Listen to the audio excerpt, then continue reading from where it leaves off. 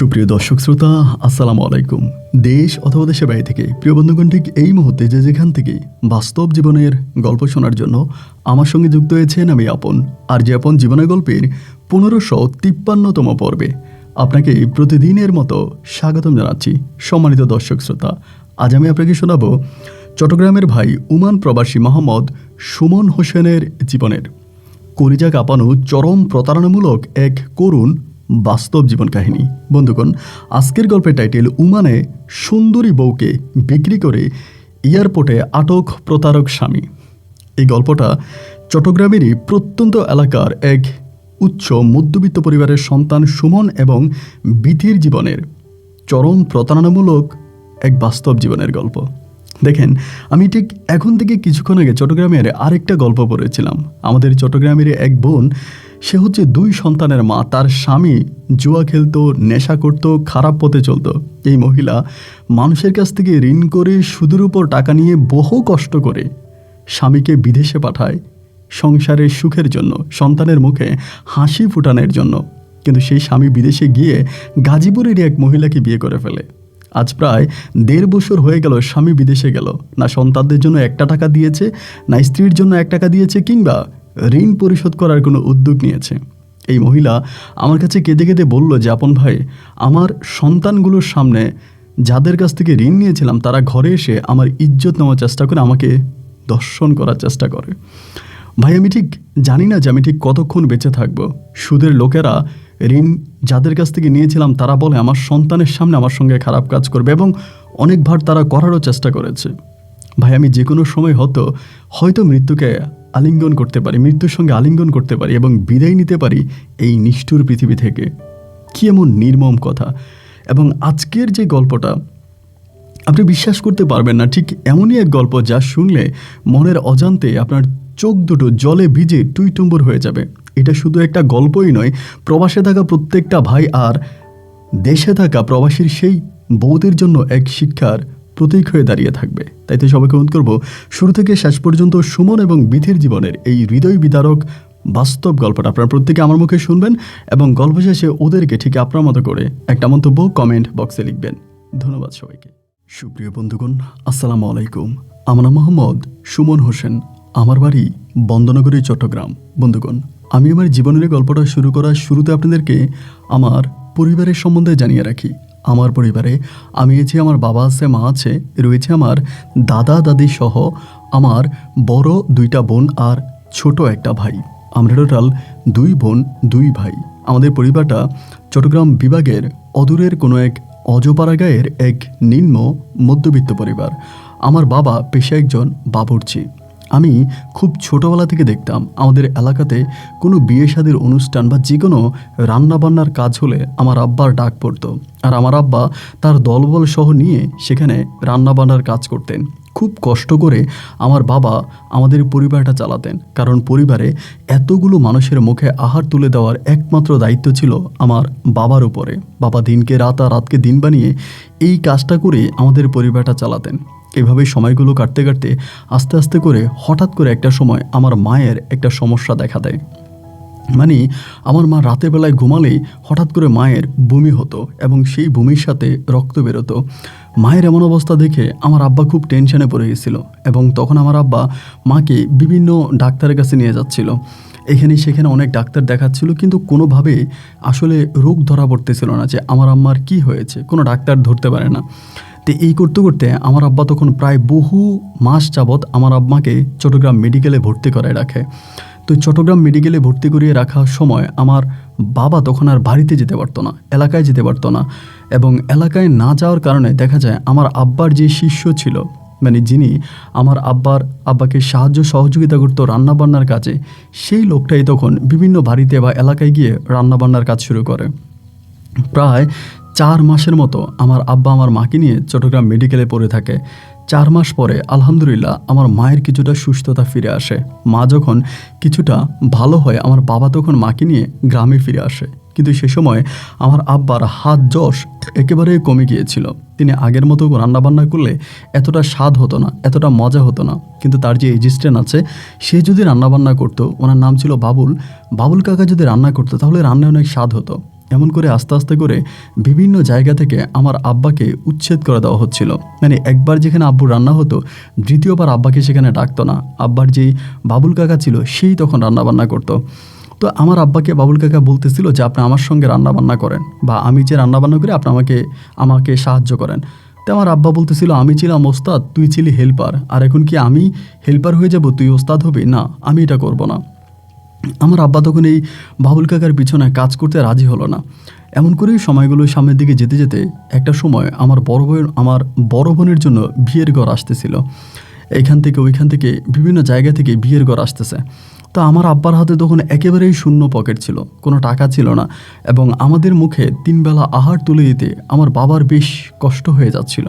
এরপরেও আমার বোনের বেশ বয়স হয়ে গেছে, তাকে বিয়ে দেওয়া খুব দরকার। এক পর্যায়ে আমার আব্বা তখন মানুষের কাছ থেকে ঋণ করতে শুরু করলো। এইখান থেকে ওইখান থেকে ঋণ করে বহু কষ্ট করে আমার বড় বোনের বিয়ে সম্পূর্ণ করে। আমার বড় বোনের বিয়ে হয়ে যাওয়ার কিছুদিন পরে হঠাৎ করে কী এমন ঘটনা নিয়ে আমার বড় বোনের সাথে আমার দুলাভাইয়ের অনেক ঝামেলা হয়। ঝামেলা হয়ে পরে আমার বড় বোন আবারও আমাদের বাড়িতে চলে আসে, এবং আমাদের বাড়িতে এসে আমার দুলাভাইয়ের নামে মামলা দায়ের করে। সেই মামলা নিয়ে দৌড়াদৌড়ি করতে করতে একটা পর্যায়ে দুলাভাই তার ঘর বাড়ি সব কিছু ছেড়ে পালিয়ে যায়। একে তো মামলা করতে অনেক টাকা লেগেছে, তার উপরে আমার বোনের বিয়েতে অনেক টাকা লাগছে। সব মিলিয়ে আমার আব্বা তখন অনেক বেশি ঋণগ্রস্ত হয়ে পড়ে। দিনের বেলায় বাড়িতে থাকতে পারে না, মানুষ আসে ঋণের টাকার জন্য। আমার আব্বা কোনো সময় দেখা যায় রাতের বেলায় ঘরে আসে, নাহলে আসেও না। এখানে সেখানে বিভিন্ন জায়গায় আব্বা তখন পালাতক অবস্থায় থাকে। এই করতে করতে আমার আব্বা একটা সময় আমাদের পুরো গ্রাম ছেড়ে চলে যায়। অনেকগুলো বৎসর আমার আব্বা আমাদের সঙ্গে যোগাযোগ রেখেছে, কিন্তু গোপনে গোপনে। শুনেছিলাম চট্টগ্রাম শহরে আমার বাবা একটা বাবুর্চির কাজ করত। তো সেখানে কাজ করা অবস্থায় আমার আব্বা টোটালি প্রায় 2 বৎসরের মতো গ্রামে আসেনি। 2 বৎসর পরে আব্বা যখন গ্রামে আসে, আমাদের এলাকায় যারা আব্বার কাছে টাকা পাইতো তারা আব্বাকে চিড়ে খেয়ে ফেলার মতো উপক্রম হয়ে গেছে। আব্বার সঙ্গে খারাপ ব্যবহার করতেছে, আব্বাকে উঠে নিয়ে যাবে, এই করবে সেই করবে। তখন এলাকার গণ্যমান্য লোকেরা আসে, আসার পরে আমার আব্বা সবাইকে বলে যে আমার কাছে খুব বেশি টাকা নাই, আমি যে টাকাগুলো নিয়ে আসছি আপনারা এই টাকাগুলো ভাগ বাটোয়ারা করে নিয়ে যান, এবং এরপরে ইনশাল্লাহ আমি আপনাদের ঋণ পরিশোধ করব। তখন কিন্তু আমার মানে সেকেন্ড যে বোন আছে ওরও বিয়ের বয়স হয়ে গেছে। তো আমার আব্বার পক্ষে আর সম্ভব না যে দ্বিতীয় মেয়েকে বিয়ে দেওয়া। এক পর্যায়ে আব্বা তখন করলো কি, সবাইকে বললো যে ঠিক আছে আমি কিছু কিছু দিছি, আবার আবারও চট্টগ্রামে চলে যাবে। এবার যাওয়ার সময় আব্বা সিদ্ধান্ত নিল আমাকে আর আমার ছোটো ভাইকে সাথে করে নিয়ে যাবে। আব্বা যে হোটেলে কাজ করে সেই হোটেলে আমাকে আর আমার ছোটো ভাইকে কাজ দেবে। ঠিক যেমন কথা তেমন কাজ, আমাকে আর আমার ছোটো ভাইকে নিয়ে আব্বা তখন চট্টগ্রাম শহরের উদ্দেশ্যে রওনা দিল। তা আব্বা যে বাবুর্চির কাজ করতো, আমি আর আমার ছোটো ভাই আব্বার ওই বাবুর্চির কাজে আব্বাকে হেল্প করতাম, আব্বুকে সাহায্য করতাম। এমন করেই তখন সময়গুলো পার হচ্ছিল। প্রায় 3 মাসের মতো আমরা ওখানে কাজ করে 3 মাস পরে আমার মা তখন বলতেছিল যে আমার বড় বোনকে, মানে আমার যে বোনটার বিয়ে হয় নাই তারা সেও নিয়ে আসার জন্য। আব্বু আসলে আনতে রাজি না, যেহেতু একটা যুবতী মেয়ে, ওরে হোটেলে এনে কী কাজ দিবে এমন। তারপরে আম্মা একদিন নিজে ওরে নিয়ে আসছে আমাদের হোটেলে, আইনা বলতেছে ওরে কোনো একটা কাজে লাগাই দেওয়ার জন্য। মানে মানুষের তো অনেক টাকা ঋণ, তারা তো মানতেছে না, ঘর বাড়ি ভেঙে ফেলার মতো অবস্থা। শেষ পর্যন্ত ওই যে মহিলা যে স্টেনে আছে, মানে এটা সেটা বাটা বা এই সেই কাজ তখন আমার বড় বোনকে দেওয়া হয়েছে। তা আমার আব্বা তো বাবুর্চি, হেড বাবুর্চি, এবং হোটেলটা যে খুব বেশি বড় তাও না, এটা একটা ভাতের হোটেল ছিল। ভাত রান্না হতো বা সকালবেলা পুরি টুরি ভাজা হইতো, এবং দুপুরে ভাত। এক কথায় বলতে গেলে ভাতের হোটেল ছিল। তো বুঝতেই পারেন ভাতের হোটেলে মশলা যে মহিলারা বাটে, এদের দিকে সবসময় সবার খারাপ নজর থাকে। তো যে ম্যানেজার আছে সে মাঝে মাঝে আমার আব্বার সামনে আমার বোনের শরীরে হাত দিয়ে ফেলতো এবং আমার বোনকে চিমটি মারতো। তো এগুলো তো আমার আব্বা তো নিজের চোখে দেখতো, শতগুলো তো পিতা না। তা আব্বার কাছে আসলে একটা সময় খুব খারাপ লাগতে শুরু হলো, এবং আমি তখন প্রায় অনেকটাই বড় হয়ে গেছে। আমি তখন আব্বাকে বললাম যে আব্বা আমরা একটা কাজ করি, আপুর উপরে যাতে এরকম করে, হোটেলে থাকলে তো সবাই খারাপ নজর দিবে, এটা স্বাভাবিক। একটা কাজ করে আপুরে আমরা অন্য কোথাও কাজ দিয়ে দেই। পরে সেখানকারই একটা মহিলার সঙ্গে কথাবার্তা বলে আমরা আমার বোনকে তখন গার্মেন্টসে একটা চাকরিতে ঢুকিয়ে দিই। গার্মেন্টসের একটা কাজে ঢুকিয়ে দিই। আমরা 2 ভাই আর আমার আব্বা তখন হোটেলে কাজ করতাম। ওই সময়টাতে আমি আবার হোটেলের পিছনে কাজ করতাম না, সামনে চলে গেছি। আমার বোন চলে যাওয়ার পরে আমি সামনে ওয়েটারে কাজ করতাম। আমার আব্বা মূল হচ্ছে বাবুর্চি ছিল, আর আমার যে ছোটো ভাই ও ছিল হেল্পার। আমি তখন সামনে হচ্ছে আপনার ওয়েটারে কাজ করতেছি। তো তখন আমাদের পরিবারে মোটামুটি কিছুটা একটা ভালো পরিবর্তন চলে আসে, একটু অভাব অনটনও কেটে যায়। এবং আলহামদুলিল্লাহ আপনার গার্মেন্টসে চাকরি করার অবস্থায় আমার বোনের গার্মেন্টসেরই এক ছেলের সঙ্গে পরিচয় হয়। ছেলের বাড়ি ছিল কুমিল্লাতে, এবং ওই ছেলেটা আমার বোনকে বিয়ে করার জন্য চেষ্টা করে বা প্রস্তাব দেয়। তো আমার আব্বা তখন বললো যে ঠিক আছে। তো আমার আব্বা তখন ওই গার্মেন্টসের কুমিল্লার ছেলেটার কাছে আমার বড় বোনকে তখন বিয়ে দিয়ে দেয়। মোটামুটি আমার 2 বোন তখন বিয়ে হয়ে যায়। আমিও তখন প্রায় অনেকটাই বড় হয়ে যাই, হোটেলে চাকরি করতেছি। আলহামদুলিল্লাহ আমরা তখন অনেক কিছু কেটে একটা স্বাভাবিক জীবনে তখন চলে আসি। আমার বয়স তখন আনুমানিক প্রায় 15 থেকে 16 বছরের কাছাকাছি। বাট আমার বয়স যদিও 15-16 হয়, বাট আমি দেখতে শুনতে অনেকটা লম্বা হয়ে যাই। মানে কেউ দেখলে বলবে না যে আমার বয়স 15-16। আর আমি দেখতে মোটামুটি অনেক সুন্দর ছিলাম, সুঠাম দেহের অধিকারী ছিলাম। এবং একটা পর্যায়ে তখন ভালো একটা হোটেল থেকে আমার একটা প্রস্তাব আসে। অনেক ভালো একটা হোটেল থেকে তখন একটা ভালো প্রস্তাব আসে যে সেই হোটেলে তারা নতুন করে ওপেন করছে, এবং এটা একটা চাইনিজ রেস্টুরেন্ট। সেখানে ওয়েটার হিসেবে তারা আমাকে নিতে চায়। তো আমি তো বাংলা হোটেলে কাজ করি, চাইনিজ সম্বন্ধে খুব বেশি একটা ধারণা নাই। এরপর আব্বাকে বলছে, আব্বা বলে এটা অনেক দামি হোটেল, ভিতরে এসি থাকে এবং বড় বড় লোকেরা ওই হোটেলে এসে খাবার খায়, তুই ওখানে যা, গেলে ভালো হবে। তো আমার বড় ভাই, আমার ছোটো ভাই আর আমার বাবাকে ওই হোটেলেই রেখে আমি তখন ওই হোটেল থেকে চাকরি ছেড়ে দিয়ে চাইনিজ রেস্টুরেন্টে চলে আসি। তো ওই চাইনিজে আসার পরে আমি তো চাইনিজের কাজ জানতাম না, বা আমি সম্পূর্ণ নতুন। প্রথমে আমি জুনিয়র হেল্পার মানে জুনিয়র হিসেবে কাজ করি, ওয়েটার হিসেবে কাজ করি। প্রায় 1 বছর মতো জুনিয়র ওয়েটার হিসেবে কাজ করার পরে আমি মোটামুটি মানে খাবার দাবার সব কিছু সম্বন্ধে ভালো একটা ধারণা চলে আসে। 1 বছর পরে তখন আমি সিনিয়র ওয়েটার হই, এবং সিনিয়র হওয়ার পরে তখন সবাই মোটামুটি আমাকে অনেক ভালোবাসতে করতো। 2 বছর সিনিয়র থাকার পরে আমি সেখানে হল সুপার হয়ে যাই, মানে হলের যে ক্যাপ্টেন আছে আমি তখন হলের ক্যাপ্টেন হই। মালিক থেকে ম্যানেজার থেকে মানে সবাই তখন আমাকে অনেক ভালোবাসতো। এরকম করতে করতে একদিন বিকেলবেলার ঘটনা আপনাকে বলি।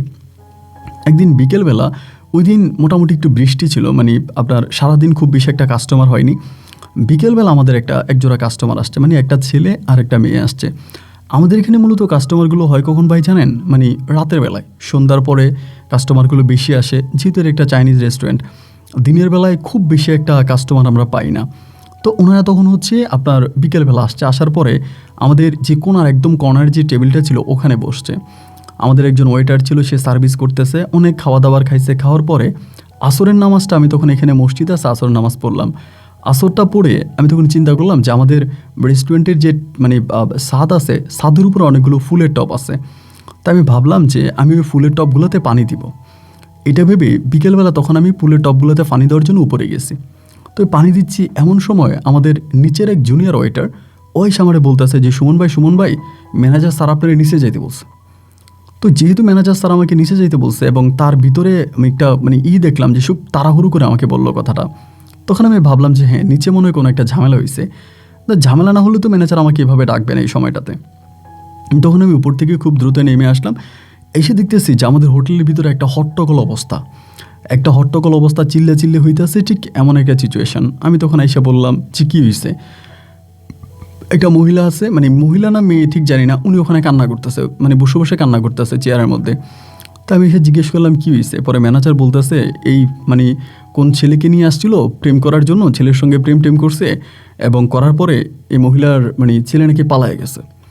তা আমি তখন মহিলার কাছে গেলাম, যেহেতু একটা হোটেল বুঝতেই পারেন সব রকম মানুষরাই আছে। পরে আমি বললাম যে বোন দেখেন, আপনি চিল্লাচিল্লি করবেন না, কি হয়েছে আমাকে একটু বলেন, আমি এখানকার ক্যাপ্টেন, মানে হলের ক্যাপ্টেন। পরে আমাকে বলতেছে ভাই, একটা ছেলের সঙ্গে আমার পরিচয় রং নাম্বারে, এবং ওর সঙ্গে আমি এর আগেও অনেকবার অনেক জায়গায় গিয়েছি, আমাদের মাঝে একটা ভালো সম্পর্ক ছিল। তো এখন কি আমি আমার ব্যাগটা টেবিলে রেখে আমি ওয়াশরুমে গেছিলাম। ওরে বললাম যে তুমি বসো, আমি ওয়াশরুম থেকে আসতেছি। এটা বলে আমি ওয়াশরুমে গেছি, এবং ওয়াশরুম থেকে এসে দেখি কি আমার ব্যাগও নাই, ওই ছেলেটাও নাই। আমি বললাম হ্যাঁ বলেন কি? বলে হ্যাঁ, আমার ব্যাগ নিয়ে ছেলেটা পালাইছে। তাই আমি বললাম ছেলের কোনো ফোন নাম্বার আপনি জানেন? বলে জানে, ছেলের যে ফোন নাম্বার আছে ওইটা আমার মোবাইলেই সেভ করা, আমি তার নাম্বার মুখস্থ জানি না। এর ভিতর আমাদের ম্যানেজার বলতেছে যে সব বাদ দিয়ে ধান্দাবাজ হোটেলে ফ্রি খাইতে আসছে, ওরে নিয়ে পিছনে বাইদা রাখ, বাইদা রাখ, ওর কে আছে খবর দে, আমাদের টাকা দিলে ওরে ছাড়বো। তো কথা বলতে মহিলাটার মানে চোখ দেখা যাচ্ছে, মুখ পুরো দেখা যাচ্ছে না, সে যে কান্না করতেছে আমি তা দেখতেছি। তো একটা মানুষ অভিনয় করে কিন্তু কান্না করতে পারে না, একদম অঝরে চোখের পানি ঝরাইতে আছে। তখন আমার ভিতরটা একটু ইমোশনালি আমি একটু অ্যাট্রাক্ট হয়ে গেলাম। আমি তখন ভাবলাম যে না, আসলেই মনে হয় মহিলাটা বিপদে পড়ছে। তখন আমি ম্যানেজারে বললাম যে স্যার একটা কাজ করেন, ওনার বিল কত টাকা আসছে। তো জানতে পারি তার বিল আসছে 700 টাকা, মানে 700 টাকা সামথিং, আমরা 700 টাকায় ধরছি। তো 700 টাকা বিল আসছে। পরে আমি বললাম যে স্যার একটা কাজ করেন, ম্যাডাম আপনি কি টাকাটা এসে দিয়ে যাবেন? মহিলা বলে হ্যাঁ ভাইয়া আমি টাকা এসে দিয়ে যাব। আমার কাছে যদি দেওয়ার মতো এখন কিছুই না, আমি কোনো কিছু যে বন্ধক দিয়ে যাব তাও আমার কাছে নাই। আমার সবই ওই ব্যাগের মধ্যে ছিল, টাকা, আমার মোবাইল সব কিন্তু ওই মানে পাটপাটটা নিয়ে গেছে। আমি তখন বললাম আচ্ছা ঠিক আছে, আপনি তাহলে চলে যান এবং আপনি পরে এসে আমাদের টাকাটা দিয়ে যান। ম্যানেজার আমারে বলতে আছে যে সুমন তুমি মানুষ চেনো না মিয়া, তুমি আসলে এই শহরে নতুন, তো তুমি কিছু জানো না, এগুলো বাটপার চিটার এরকমভাবে বিভিন্ন হোটেলে গিয়ে খেয়ে চলে যায়। আমি তখন বললাম যে স্যার যদি মহিলা এসে টাকাটা না দেয় তাহলে আপনি আমার বেতন থেকে এই টাকাটা কেটে নিন। একথা বলার পরে মহিলা তখন বলে আচ্ছা ভাই ঠিক আছে, তাহলে আমি টাকা নিয়ে আসবো, কালকে আসবো। এটা বলে মহিলা তখন চলে গেছে। কালকে আসার কথা বলে সে ওই দিনে 8টা কি 8:30টার দিকে চলে আসছে মহিলা। 8টা কি 8:30টার দিকে আসছে, আয়সা বলতেছে, মানে আমার ডাক দিয়েছে যে সুমন ভাই এদিকে আসেন। আমি আসছি, আসার পরে 1000 টাকা দিছে। তখন আমি খুব খুশি হইলাম, যে আমিও কিন্তু ভাবছিলাম যে হয়তো টাকাটা দিবে না বা কিছু একটা।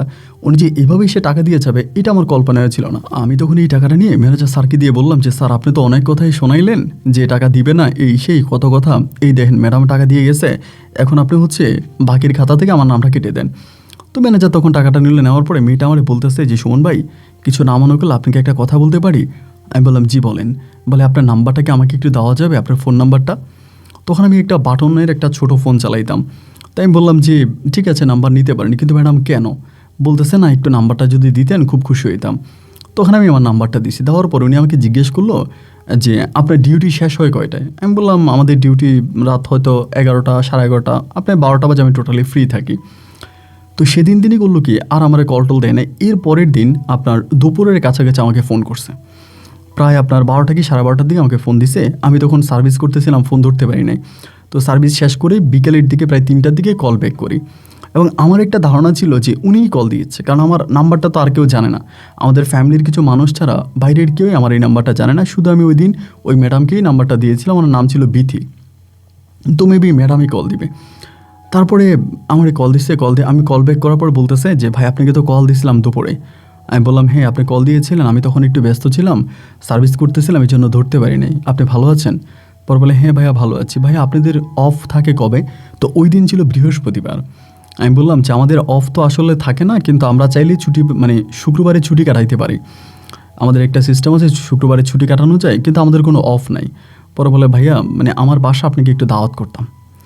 আমি বললাম যে এটা কি বলেন, আপনার বাসায় আমাকে দাওয়াত করবেন কেন, কী হয়েছে? পরে বলতেছে না ভাইয়া এমনিতেই। আমার না না ঠিক আছে বাদ দেন, সমস্যা নাই, দাওয়াত দিতে হবে না, আপনি আমাকে মাঝে মাঝে ফোন দিন, এতে আমার ভালো লাগবে। এবার হতো কি উনি মাঝে মাঝে আমাকে ফোন করতো, তবে দিনের বেলায় না, মানে সরি রাতের বেলায় না, দিনের বেলায়। তা আমি তখন তারে বলতাম যে ম্যাডাম আমি তো রাতের বেলায় ফ্রি থাকি, আপনি রাতের বেলায় ফোন দিতে পারেন। আবার রাতের বেলায় তারা ফোন দিলে সে আমার ফোন রিসিভ করতো না, রাতের বেলায় ফোন দিলে ফোন রিসিভ করতো না, সে আমাকে দিনের বেলায় ফোন দিত। এভাবে অনেকগুলো দিন তার সঙ্গে আমার কথাবার্তা হয়, অনেকগুলো দিন কথাবার্তা হয়। সে ফোন করে, আমি কথা বলে, আমি ফোন করি, সে কথা বলে। এই করতে করতে একটা দিনে তার সঙ্গে আমার ফিক্সড হলো যে তখন আমরা দেখা করব। তো দেখা করার একটা দিন ঠিক করলাম। দিন ঠিক করার পরে আমরা তখন চট্টগ্রামেরই ডিসি পার্কে তখন তার সঙ্গে আমি দেখা করি, এবং আমি তার সঙ্গে দেখা করতে গিয়ে সিরিয়াসলি অবাক হয়ে যাই। উনি সেদিন একটা 3 পিস পরে আসে এবং এত সুন্দর ছিল। আমি তো চট্টগ্রাম শহরে অনেক দিন ধরে কাজ করি, বা যেহেতু চাইনিজ রেস্টুরেন্টে কাজ করি, অনেক সুন্দর সুন্দর মেয়ে দেখার সৌভাগ্য আমার হয়েছে। কিন্তু ভাই ওনাকে দেখে আমি সত্যি অবাক হয়ে গেলাম। মানে এত সুন্দর ছিল ওনার চেহারা, এত মায়াবী ছিল যে আমি মনে হয় এক দৃষ্টিতে ওনার মুখের দিকে তাকিয়ে আছি। এবং সিরিয়াসলি আমার দৃষ্টিতে সবচেয়ে সুন্দর একজন মানুষ ছিলেন উনি। পরে আমরা পার্কে ঘুরলাম, ফুচকা খাইলাম। উনি আমারে বলতেছে যে আপনি এত হ্যান্ডসাম একটা ছেলে, এত গুড লুকিং, দেখতে এতটাই মানে সুন্দর আপনি, সো আপনি কেন এরকম একটা হোটেলে কাজ করেন, আপনি চাইলে তো অন্য কিছুও করতে পারতেন। তাহলে আমি বললাম যে আসলে আমার ফ্যামিলি সম্বন্ধে আপনার কোনো ধারণা নাই, আমরা খুবই গরিব। আমার বাবা এরকম মানে আপনার হোটেলে বাবুর্চির কাজ করে, ছোটো ভাই আছে। আমাদের পারিবারিক অবস্থাটা খুব যে বেশি একটা ভালো তা না, আমরা অভাবের সঙ্গে যুদ্ধ করে আজকে এই পর্যন্ত টিকে আছি। এরকম করে ম্যাডামের সঙ্গে কথা বলতে বলতে বলতে বলতে উনি মোটামুটি মানে আমার উপর বেশ খানিকটা মানে দুর্বল হয়ে গেল। একটা সময় ফোনে কথা বলতাম এবং এখন ধরেন আবার সরাসরি কথা বলতেছি। এই বলার পরে সে চলে গেল। তারপর আমি আবার তারে ফোন দিতাম, আবার কথা বলতাম। যেহেতু আমি তারে দেখছি, তার প্রতি আমার আকর্ষণ আগের থেকেও আরও বেশি বেড়ে গেছে। এই করতে করতে একদিন আমি তারে জিজ্ঞেস করলাম, আচ্ছা ম্যাডাম কিছু মনে করবেন না, আমি আপনাকে একটা ছোট্ট প্রশ্ন করি। আমরা তো আসলে রাতের বেলায় কথা বলতে পারি। আমি রাতের বেলায় ফ্রি থাকি। আপনাকে রাতের বেলায় ফোন করি, আপনি রাতে আমার ফোন ধরেন না, দিনের বেলায় কল করেন, রাতে কথা বলেন না কেন? এর আগেও যখন এই কথাটা তাকে জিজ্ঞেস করেছিলাম আমি, সে আমাকে বলতো রাতের বেলায় সে রাত জাগতে পছন্দ করে না, রাতে তার মাথা ব্যথা হয়, তার সমস্যা হয়, মানে এই সমস্ত কথাবার্তা বলতো। বাট সেদিন যখন আমি খুব সিরিয়াসলি জিজ্ঞেস করলাম যে আপনি আমাকে সত্যি করে বলেন যে আসলেই কেন আপনি রাতের বেলায় কথা বলতে চান না, আমাকে বলেন। তখন সে আমাকে বলতেছে যে আমারে বলে যে আসলে ভাই আপনাকে কি বলবো, আমার রাতের বেলা আমার সঙ্গে আমার হাজব্যান্ড থাকে। যখন হাজব্যান্ডের কথা বলছে, মানে উনি যে ম্যারিড, উনি যে বিবাহিত, এইটা আমার ভাই চিন্তা ভাবনার মধ্যেও ছিল না। মানে যখন শুনলাম সে আসলে বিবাহিতা, আমার মনটা তখন একরকম ভেঙে গেছে। মানে খুব কষ্ট পাইছি যে এত সুন্দর একটা মেয়ের বিয়ে হয়ে গেল এবং আমি একটা বিবাহিত মেয়ের সাথে কথা বলি, ভিতরটা তখন একরকম কষ্ট কাজ করতে শুরু করলো। আমি ভাবলাম যে দূরছে, আমি আর এর সঙ্গে কথাই বলবো না। মানে ভিতরে এরকম একটা অনুপ্রেরণা চলে আসছে যে না, আমি ওনার সঙ্গে কথাই বলবো না। এবার সে ফোন দিত, আমি কথা বলতাম না। একে তো একটা ছেলের সঙ্গে এসে আমাদের রেস্টুরেন্টে চিট করে গেছে, এর উপরে আবার সে হচ্ছে বিবাহিত, আমাকে এটা বলে নাই। আজকে এতগুলো মাস তার সঙ্গে কথা বলি, আমি আর তার ফোন টোন ধরি না, তার সঙ্গে কথাও বলি না। এবং এভাবে প্রায় কয়েকটা দিন কেটে যাওয়ার পরে একদিন সে আমাদের রেস্টুরেন্টে চলে আসছে সকালবেলা। আসার পরে আমার বলে যে সুমন ভাই, আমি আপনার সঙ্গে একটু কথা বলে চলে যাব, আপনাকে অপমান করেন না। ওই দিন কাস্টমারও একটু কম ছিল, মঙ্গলবার ছিল, আমাদের মঙ্গলবার আবার কাস্টমার একটু ডিলে থাকে। তো মঙ্গলবার তখন আমি বললাম যে ম্যাডাম আমি উপরে যাব, কাজ করবো, আপনি চাইলে উপরে যেতে পারেন আমার সঙ্গে, মানে আমাদের রেস্টুরেন্টের ছাদে। উনি যে আমি ছাদে যাব। তো এই ছাদে যাওয়ার পরে ছাদের ওখানে বসার মতো একটা ঘর ছিল আর কি, ছোটো একটা ঘর ছিল, ওই ঘরের মধ্যে গিয়ে বসছি। বসার পরে সে আমার হাত ধরে কান্না শুরু করছে যে সুমন তুমি আমাকে মাফ করে দাও, আমি তোমার কাছে অনেক কথা লুকাইছি, আসলে আজকে আমি আমার সব কথাগুলো তোমাকে খুলে বলতে চাই। আমার সব কথাগুলো শোনার পর যদি তোমার কাছে এটা মনে হয় যে আমি অপরাধী, তাহলে তুমি আর কখনোই আমার সঙ্গে কথা বলো না, এবং আমার সঙ্গে কথা বলার জন্য আমি তোমাকে আর জোর করব না, বাধ্য করব না। কিন্তু যদি তুমি মানে আমার কথাগুলো শোনার পরে আমাকে ক্ষমা করতে পারো, তাহলে তুমি আমাকে ক্ষমা করে দাও, আমি তোমার সঙ্গে একটু কথা বলতে চাই। মানে খুবভাবে তখন আমাকে রিকোয়েস্ট করলো। তখন আমি বললাম যে আচ্ছা ঠিক আছে, কোনো প্রবলেম নেই, বলো কী বলতে চাও। তখন আমাকে বলতেছে যে দেখো আমি তোকে বলি, আমার বাবা মা আমাকে একটা ছেলের কাছে বিয়ে দেয়, এবং ছিল ওদের দেখতে শুনতে যে খুব বেশি খারাপ ছিল তাও না, অনেকটা ভালোই ছিল। ওনার সঙ্গে আমার বিবাহিত জীবন বেশ ভালোই কাটতেছিল। তোমাকে আরেকটা কথা বলে রাখি, বিবাহ হওয়ার আগে ওনার সঙ্গে আমি কয়েকদিন ধরে প্রেম করেছিলাম, কথা বলতাম, এবং এরপরে পারিবারিকভাবে আমাদের বিয়েটা হয়। এবং বিয়েটা হয়ে যাওয়ার প্রায় 1 বছর হয়ে গেছে, আমার ঘরে কোনো সন্তানাদি হচ্ছে না, কোনো বাচ্চা কাচ্চা হচ্ছে না। কেন হচ্ছে না সেটা আমি জানি না, কিন্তু 1 বছর পর আমি যেটা খেয়াল করতাম যে আমার হাজব্যান্ড পরকীয়ায় লিপ্ত। আমার হাজব্যান্ড অন্য একটা মেয়ের সঙ্গে পরকীয়া করে, এবং সে আমার সামনে দাঁড়িয়ে সে মেয়েটার সঙ্গে ফোনে কথা বলে, মেয়েটাকে মাঝে মাঝে বাসায় নিয়ে আসে, তার সঙ্গে দেখা করে। তো এগুলো সে করে, আমি খুব কষ্টে আছি। আমি বললাম তারপর আমি একটা ছেলের সঙ্গে কথা বলি, ছেলেটার নাম ছিল শামীম, যেটা তোমাদের রেস্টুরেন্টে হয়েছিল।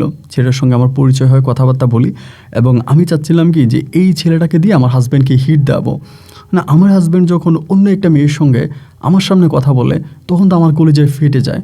তাই আমি ভেবেছিলাম যে ঠিক আমি যদি সেম কাজটা করি, আমার হাজব্যান্ডের সামনে অন্য একটা ছেলের সঙ্গে কথা বলি, তাহলে হয়তো আমার হাজব্যান্ডের হিট লাগবে, এবং তার হয়তো আমার জন্য কষ্ট হবে। সে হয়তো তার মানে পরকীয়ায় ওই মেয়েটাকে ছেড়ে দিয়ে আমার সঙ্গে সংসার জীবনে ভালো থাকবে। এই জন্যে আমি ওই শামীম ছেলেটার সঙ্গে কথা বলেছিলাম, ও তো আমার সঙ্গে চিট করছে। তো আমি আসলে কি করব জানি না, আমি ওনাকে ছাড়তেও পারতেছি না, আমি ওনাকে ভালোবাসি, যার কারণে ওনাকে ছাড়তেও পারতেছি না। আর সেকেন্ডলি আমি কি করব ঠিক জানি না, আমি চাচ্ছি যেভাবেই হোক যেন ওই পরকীয়া মেয়েটা তার লাইফ থেকে সরে যায়।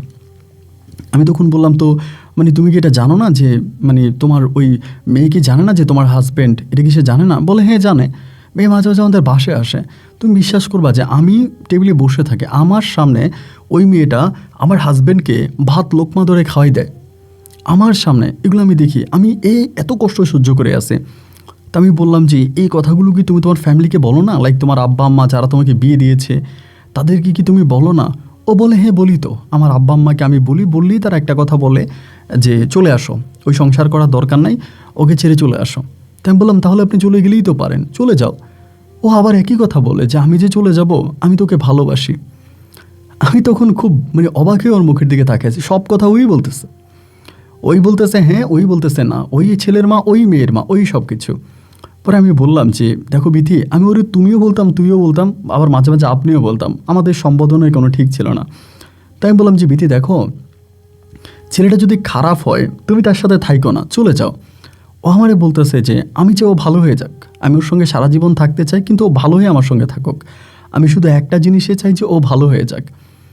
তো আমি বললাম যে আচ্ছা ঠিক আছে, হয়তো ভালো হতেও পারে, বা এই সেই ওই দিন অনেক কথাবার্তা বললাম, এবং সে আমারে বললো যে আমি ফোন দিলে তুমি ধৈর্য। আমি যে ঠিক আছে ধরবো। আমার রাগটা অনেকটা কেটে গেল, বা সে যখন আমাকে বিষয়গুলো বুঝিয়ে বলল।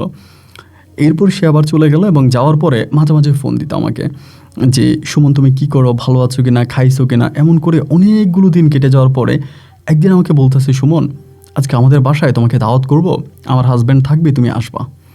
আমি বললাম না না বাবা, আমি এরকম কোনো ঝামেলায় যেতে চাই না, এরকম কোনো ঝামেলায় গেলে তোমার হাজব্যান্ড হয়তো মানে খারাপ কিছু করে ফেলবে। বলে না তেমন কিছু না, তো তুমি এসে আমার সাথে আমার বয়ফ্রেন্ডের মতোই কথা বলবা। আমি তো আমার হাজব্যান্ডকে বলছি আমার একটা বয়ফ্রেন্ড আছে, ও বলতেছে যে বাসায় আনার জন্য।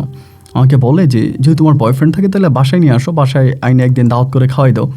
তো ও যেহেতু এই কথা বলতেছে, এই জন্য আমি চাচ্ছি যে তুমি আমার বাসায় আসো, এবং আমার হাজব্যান্ড যেরকম, আমার ওই মেয়েটা যেরকম আমার হাজব্যান্ডকে খাওয়াই দেয় আমার সামনে, ঠিক তেমনি আমি তোমারে খাওয়াই দিব, বা তুমি আমারে খাওয়াই দিব আমার হাজব্যান্ডের সামনে। পরে আমি বললাম দেখো বিথি, আমি এগুলো পছন্দ করি না, আর এতে বড় ধরনের ঝামেলা হয়ে যেতে পারে। ও বলে কিচ্ছু হবে না সুমন, আমি না তোমার পায়ে ধরে বলতেছি তুমি আমার এই উপকারটা করো। খুব রিকোয়েস্ট করতেছে, একরকমও কান্নাকাটি করতেছে। আমি তখন বললাম দেখো আমি এই সমস্ত জিনিসের প্রতি অভ্যস্ত না, বা আমি এগুলো পারবো না। যতই তাকে বলে পারবো না, যতই বলে করবো না, ও তখন আমার হাতে পায়ে ধরে রিকোয়েস্ট করে, কান্নাকাটি করে যে না প্লিজ তুমি এটা করো। পরে একটা পর্যায়ে বললাম যে আচ্ছা ঠিক আছে, যেহেতু এরকম করেই বলতেছো আমি তাহলে যাব। তো ওই দিন হলো কি, আমি দুপুরবেলা তাদের বাসায় গেছি, এবং এটা ছিল দোতলা একটা বিল্ডিং, একটা ফ্ল্যাটে তারা থাকতো। যাওয়ার পরে নর্মালি তার হাজব্যান্ড শুয়ে আছে, আমি দেখলাম যে রুমে শুয়ে আছে। সে আমাকে ড্রয়িং রুমে বসাইলো, বসানোর পরে খাবার দাবার সব কিছু রেডি করলো, রেডি করে বলতেছে যে তুমি খাও। তো আমি বললাম যে বাসায় আর কেউ আছে? বলে হ্যাঁ আমার সাহেব আছে, ওনারা ডাক দিই। তো ও যে বলতেছে যে তুমি খেতে আসো, এই সুমন আসছে তুমি আসো। তোর হাজব্যান্ড তখন আসছে, এসে আমার সাথে হ্যান্ডশেক করলো, কথা বললো। আমি খুব অবাক হয়ে গেলাম, এটা কেমন ফ্যামিলি ভাই। এবং ও তখন আমার প্লেটে বেরিয়ে দিতেছে, এবং মাংসের টুকরোটা মানে মানে মুরগির রানটা ও মানে এরকম করে হাড্ডি থেকে মাংসটা ছুটিয়ে দিচ্ছে, এবং ছুটিয়ে দিয়ে ওর হাজব্যান্ডের সামনে আমার বলতেছে যে খাও, মানে খাও বলতেছে। আর এটা বলার পরে আমি তখন মানে হা করতেছি, খাইতেছি, এবং আমি আর চোখে তার হাজব্যান্ডের দিকে তাকাচ্ছি। হাজব্যান্ডের ভিতরে কোনো রকমের প্রতিক্রিয়া নাই। এই যে তার ওয়াইফ আমাকে এইভাবে খাওয়াই দিতেছে বা এত কিছু করতেছে, একজন হাজব্যান্ড হিসেবে সে তো রাগ করার কথা, বা তার ভিতরে একটা চেতনা আসার কথা, এরকম কোনো কিছুই নেই। ও খুবই নর্মালি বিষয়গুলো হ্যান্ডেল করতেছে এরকম করে। তো তারপরে আমি সেদিন চলে গেছি, খাওয়া দাওয়া করলাম, খাওয়া দাওয়া করে আমি চলে আসছি, এবং আসার সময় তারে ফোন দিয়ে বলতেছিলাম যে বিথি সিরিয়াসলি আমি অনেকটা ভয় পাইছি, আমার কাছে মনে হলো যে তোমার হাজব্যান্ড মনে হয় আমার মারবে। ও বলে আমি যদি তোমাকে নিয়ে শুয়েও থাকে, আমার কাছে মনে হয় যে অসভ্যটার কোনো সমস্যা হবে না, ও আসলে এই টাইপের লোকই না, ও আসলে আমাকে ভালোই বাসান। ও খুব কান্না করতো, মানে বিথি অনেক কান্না করতো। তাই আমি বললাম তুমি কান্না করো না, সব কিছু ঠিক হয়ে যাবে, তুমি আস্তে আস্তে করে থাকো। এবার সে আমার সঙ্গে রাতের বেলায়ও কথা বলতো। আগে তো শুধুমাত্র দিনের বেলায় কথা বলতো, রাতের বেলায় বলতো না। এবার রাতের বেলাও কথা বলে, এই রাতের বেলায় জান তুমি খাইছো, তুমি ঘুমাইছো, তুমি কী দিয়া খাইছো, তোমার শরীর কেমন, মানে এমন করে কথা বলে। আমি বুঝতেছি যে ওর সামনে ওর হাজব্যান্ড আছে, এবং হাজব্যান্ডকে শোনানোর জন্য এরকম করে কথা বলতেছে। এই আমাকে একটা কিস করো, এমন সেমন, আমিও তাকে বলি, সেও আমাকে বলে। মানে মোটামুটি আমাদের দুজনের মাঝে মানে একটা অন্যরকম মিসিং সম্পর্ক হইতেছে। এভাবে আমি আবার আরেকদিন ওদের বাসায় গেছি। তা ওই দিন ওর জন্মদিন ছিল, এবং জন্মদিন আমি প্রচুর আনন্দ করছি, ওরা জড়ায় ধরছি, মানে সবই ওর হাজব্যান্ডের সামনে, ওর হাজব্যান্ডের ভিতরে কোনো প্রতিক্রিয়া নাই। এভাবেই দীর্ঘদিন কেটে যাওয়ার পরে একদিন হঠাৎ করে আপনার রাতের বেলায় ওর হাজব্যান্ড আমাদের হোটেলে। তো ওর হাজব্যান্ড কিন্তু জানতো যে আমি একটা ডেভেলপমেন্ট কোম্পানিতে চাকরি করি, এবং একটা ভালো অবস্থানের ভিতরে আছে, আমি অনেক বড় লোকের ছেলে, এটা জানতো। বাট ও কিন্তু জানতো না যে আমি কোনো হোটেল বয়। ওই দিন হঠাৎ করে তার সঙ্গে আমার হোটেলে দেখা, এবং দেখা হওয়ার পরে ওনার সঙ্গে আরেকটা ছেলে ছিল। আমি ওনাকে দেখেই একটু কাইট দিয়েছিলাম যে সরে যাব। উনি আমাকে খাপ করে হাত ধরে ফেলছে, মানে হাতটা ধরে ফেলছে, ধরার পরে বলতেছে যে আপনার নামে সুমন না? আমি তখন দাঁড়ায় আসছি, আমি বললাম যে না স্যার। পরে বলে ও ম্যানেজারকে ডাক দিচ্ছে, ম্যানেজারকে ডাক দিয়ে বলছে ম্যানেজার সাহেব ওনার নাম কি? বলো ওর নাম তো সুমন। পরে আমরা বলে সুমন ভাই মাইন্ড করেন, আপনার সঙ্গে আমি একটু কথা বলবো, একটু সাইডে আসেন। তো আমার আসলে সাইডে যাওয়ার কোনো ইচ্ছা নেই, উনি আমাকে একরকম টান দিয়ে হোটেলের বাইরে নিয়ে আসছে। আমি তখন খুব ভয় পাইতেছিলাম ভাই। আর আমি যে বিধির সঙ্গে কাজগুলো করছিলাম, এগুলো করার কোনো ইচ্ছে আমার ছিল না, আমার কোনো ইচ্ছেই ছিল না এই ধরনের কাজ করার। বিধি আমাকে একরকম ফোর্স করে এই কাজগুলো করাইছে, আমি এই কাজগুলো করতে কিন্তু চাই নাই। আমি তখন ধরছি, ধরা পড়ে বলতেছে যে আপনার দেশের বাড়ি কোথায়। আমি বললাম যে চিটংয়ে আমাদের দেশের বাড়ি। আমি তখন ঠিকানা বললাম। বলার পরে বলে আমার স্ত্রীর সঙ্গে আপনার সম্পর্ক কী। আমি তখন মানে খুব নর্মালি যেভাবে বললাম যে স্যার আপনার স্ত্রী আমাকে এই কথাগুলো বলছিল যে আপনার নাকি কোনো পরকীয়ায় আছেন। মানে ওনার স্ত্রী আমাকে যেভাবে বললো একইভাবে আমি তখন ওনাকে বললাম। ওনার সঙ্গে কথা বলতে বলতেই হঠাৎ করে ওনার সাথে যে ছেলেটা ছিল ওই আমাকে মারতে শুরু করলো এবং মারতে মারতে আমাকে তখন মানে আপনার নিচে নামায় ফেলছে, রেস্টুরেন্টের নিচে নামায়া একটা গার্ডেনের দিকে নিয়ে গেছে। গার্ডেনের দিকে নিয়ে গিয়ে একটা কাঁচের বোতল ভাঙে আমার গলার মধ্যে ধরছে যে ঢুকাই দিবে। আবার ছেলেটা সত্যি আমার গলায় ঢুকাই দিত যদি ভীতির হাজব্যান্ড ওকে না ধরতো। ভীতির হাজব্যান্ড ধরে বলতে স্যার আগে বিষয়টা বুঝি। তো আমি তখন বললাম, পরে বলে যে তোর এত বড় সাহস, তুই একটা হোটেল বয় হয়ে তুই আমার বউর সাথে প্রেম করিস, আমার বউ আমার সামনে তোরা খাওয়াই দেয়।